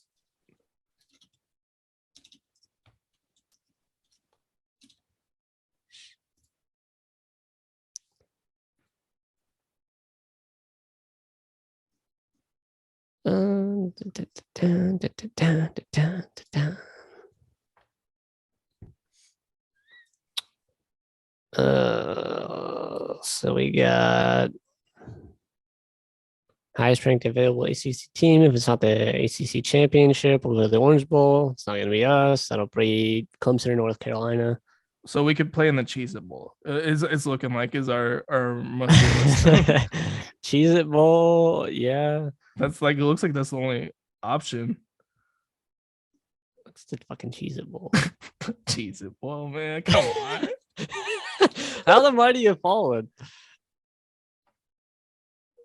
Hell, it's in Orlando. You guys are fucked. That's true. I think they're reserving, like at least tickets for each team. But like, is your fans gonna fucking travel all the way to Florida for a fucking Cheez It Bowl? I mean, we do travel well, but for a Cheez It Bowl, I don't think we would. This would be the most excited I'd ever be for a Cheez It Bowl, though. Oh, here we go. Bowl projections. This is the most I've said Cheez It Bowl in my life. It's looking like Syracuse. It don't have either of our teams in here. These are actually like way better matchups than like our 2 teams. All of these look like way better games. Let's see. In this one, K-State wins that one. I think North Carolina, Texas, K-State again. I think K-State wins that one. Could go either way, but I think K-State. I'm going K-State. Texas, Texas, K-State, Texas. Ooh, K-State. Wake Forest. Ooh, okay. I think K-State would win that one. So yeah, we have to win out. I mean, like we don't play any of these teams. Like we already lost to NC State. If we beat Syracuse, that might change. That top guy from ESPN has a very similar last name to me. Like I almost thought it was at first glance. Bonagira. Yeah. Well, the best case scenario, we play in the Cheez It Bowl. I'm actually kind of interested, like just because like we've been doing this podcast and keeping up with like different teams and stuff. Normally, I don't care about like the non-playoff bowl games, but this year I'm like kind of like there's a few I'll probably check out that won't be playoff games just because we've been following most of the teams, most relevant teams at least. Yeah, I'll watch literally as many as I can. Like the early ones, probably not so much, just because they're on at like weird fucking times, like during the week. Yeah, like the bigger ones for sure. Like not like the New York Six games for sure, but like some of the little ones outside of that, I'll probably catch a few. Yeah, I mean, there's a 5 or few that 6 I'm interested in. for sure, for Um, sure. so I mean, to close out, we got uh, bounce back. That was a tough one because there really wasn't that many great ones. I had I had K State. I had a see. I was gonna put K State, but I already had them for stuff. So I put Yeah. Iowa actually putting up some points against Northwestern. I don't even really want to talk about that game to be honest. Though. Yeah. We've already talked about K State too, so just Iowa. They finally fucking did something, but Northwestern was like 1-5 going into that game, so Iowa's gotta beat somebody, and Northwestern's it. So I mean, we got coaches on the hot seat. I feel like it's not changed. Mm. But I have like Jimbo. He's not gonna get fired. We all know it. But He's fucking chilling. in a perfect world, if the athletic director wasn't stupid, he would be getting fired. And then Brian Harson any Yeah. day, and then We're talking about Stanford's coach Shaw, yeah, David Shaw, not Mel looking Tucker. good. I think he could be on there. Yeah, Mel Tucker. I think they'll give him another year. Yeah. But yeah, he's on the end. Marcus Freeman, I think he's taking himself completely off, and I'm actually very optimistic for his future at Notre Dame. Yeah, we was really riding him in the first couple of games. That Marshall loss that was like almost it.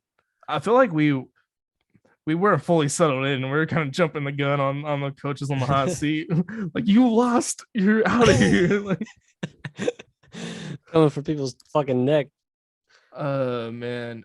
So we could do like maybe a few predictions for next week, kind of look at what's going on, just like the main ones, and then we can conclude this episode and we'll start our Halloween episode. You're all right. Outside of the Tennessee Georgia game, I haven't even looked at the.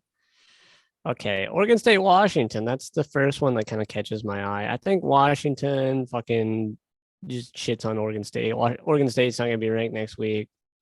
Yeah, I agree. in Washington has Washington. a pretty good offense. Granted, they're not like right against good teams, but Oregon's not a good team. Yeah. So I think Washington's offense is strong enough to put some numbers on them.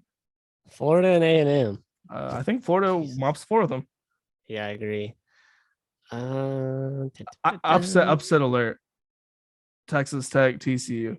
Texas Tech has been a trap team all year. I don't think they'll actually win, but I think they could give them some serious problems. Texas Tech is one of them trap teams for sure. Oklahoma Baylor, that should be a very good game normally, but I think it will be a good game. I think we win by probably 1 score. Yeah. Okay. Probably like I'd say like 28-21.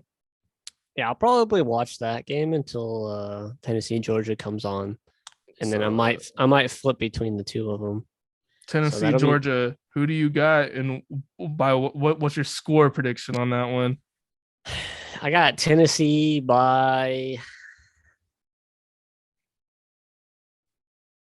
I got Tennessee by 6. 2 field goals. I have Maybe a touchdown and a missed extra point.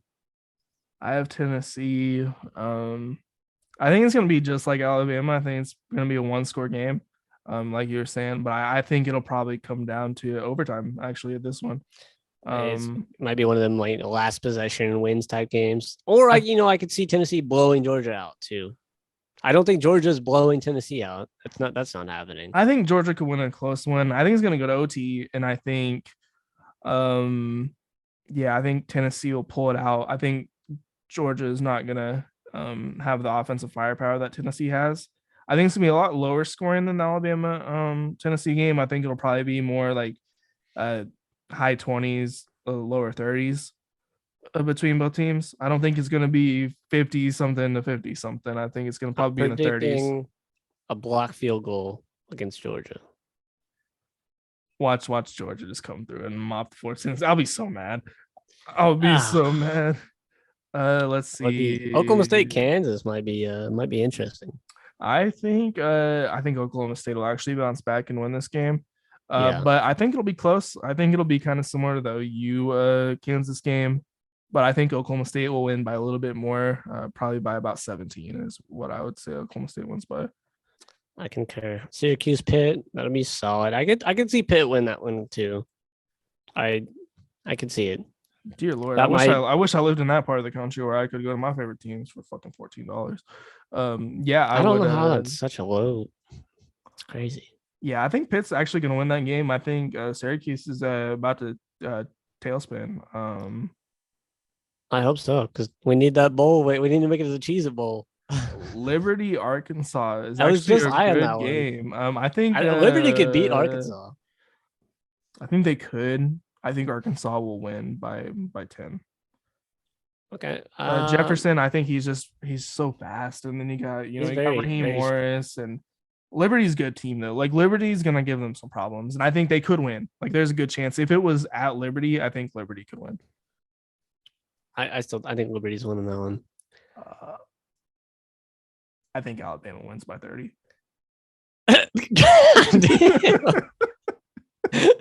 Oh my god! I got LSU winning by 7 with like a last minute drive. I wouldn't. So here's the thing: like It's in Death on Valley, too. paper, it looks like a really winnable game for LSU. LSU is climbing back. They are gelling as a team. They're pulling it together. No, I think Bama whoops their ass. Like I don't know why. Like I hope LSU wins. Bama's also coming off a bye too. So if I'm wrong, I'm happy to be wrong. But no, I think they stomp them. Texas K-State, that's a hitter. I think K-State actually wins that one. This is a great slate of games this weekend, actually. Yeah. Whether or not they're not all ranked games, but like there's still some great good matchups, really good matchups. Very sure. K-State. I mean, Texas has a good shot. I think they're actually going to play them closer than OU and LSU did. We'll see how Quinn Ewers. I think K-State wins by probably about a touchdown. I'm going Texas.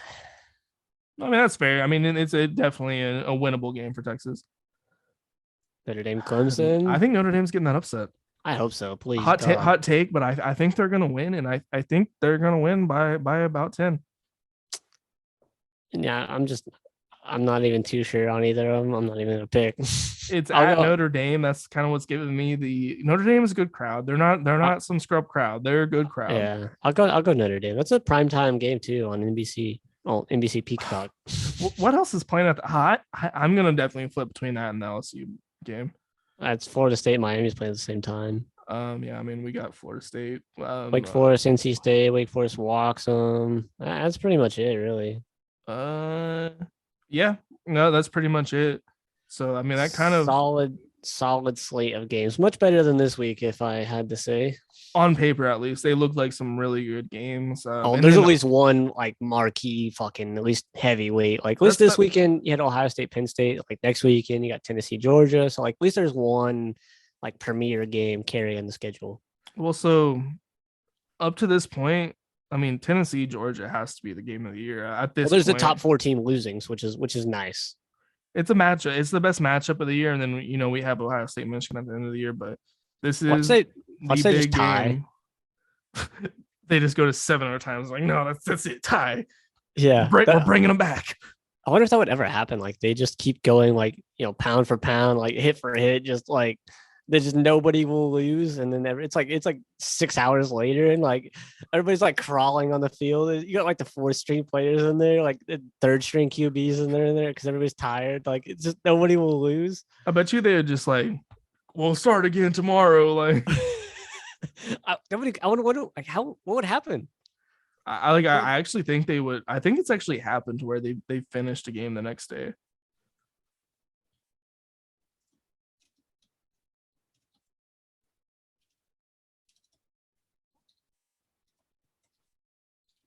Oh, I had it.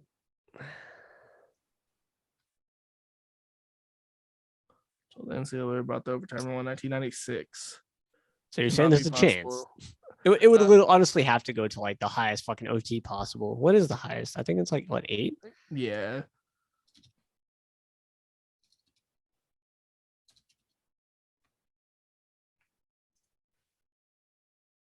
Seven. Penn State and Illinois. That was last year. Yeah, I kind of remember that. Wait, actually, it's 2003. LSU. I think LSU is the one I'm actually thinking of. LSU. Why is it? Why does it talk about Penn State and Illinois here, and then it starts talking about Arkansas? This game, This or doesn't maybe make it's a sense. tie. Maybe it's a tie. Oh, okay. I was like, that doesn't make any fucking sense. Who wrote this? I mean, All right. Google just pulls up random shit, but Shit's wild. yeah, we got a good slate of games coming up next week. You guys will see. I mean, actually, by the time you probably see this video, you'll see what we got wrong in the playoff rankings. But we probably got nothing wrong. Well, Yeah, I'm fucking goaded on We're- predictions. I did predict the the Tennessee Alabama game. So Utah USC for me. So I mean, so far so good. But yeah, that'll conclude our episode for this week. We have an all Halloween episode, which you might actually be seeing before this one. But yeah, depending on how long it is. we'll catch y'all next time. Roll Tide. Yep. Boom. I gotta take this.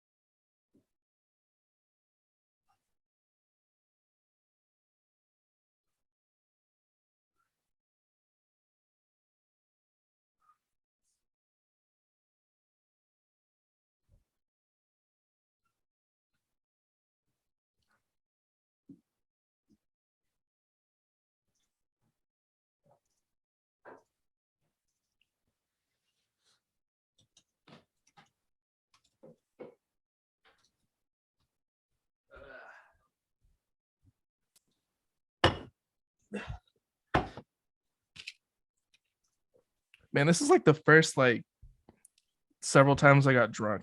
Like I swear I'm not back like a majority of a 12 pack. I'm not even feeling slightly drunk. You gotta turn a light on or something. You're fucking dark. Damn, I feel like I was light just a minute ago. Well, yeah, I think you're light because like I think the screen, like, cause I'm not sharing my screen. So like, watch, I'll turn it on, And then I become light probably. and then you light up a little bit. Yeah. Yeah. I'll probably just turn on the no. There we go. There you go.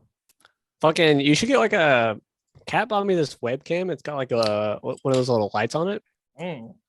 I haven't used it yet. Pretty much all my lights coming from my monitor, and then I got two lights fucking over here, and then on the other side of the room, and then I got the little mini fridge behind me. So I'm a fucking idiot. what? I just opened up two beers. Like at the same I just opened up one before I turned that light on, and then I sat back down and I opened up you gotta fucking slam them and fucking send it. Who was that? Stone Cold? Is that Yeah. who does that shit? All right, yeah. I'm thinking for this Halloween one, we can just like let's see, we can break. All it up right, in, we like, can sections. do like.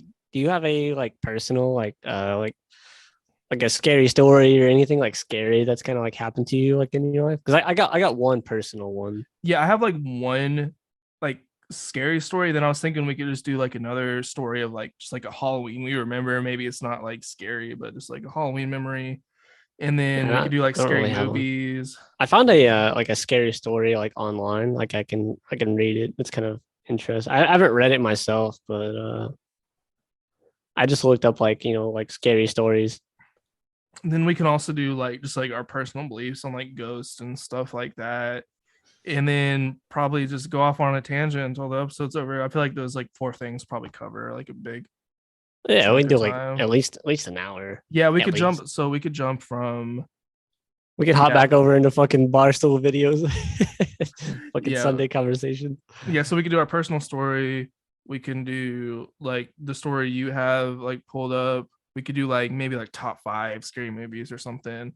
Yeah, I looked up the Um, top 10 scariest horror movies ever according to Rotten Tomatoes. So, I mean, we can cover those, I guess, if we've ever seen any of them. Or Yeah, we could do something like that. And then we Yeah. could just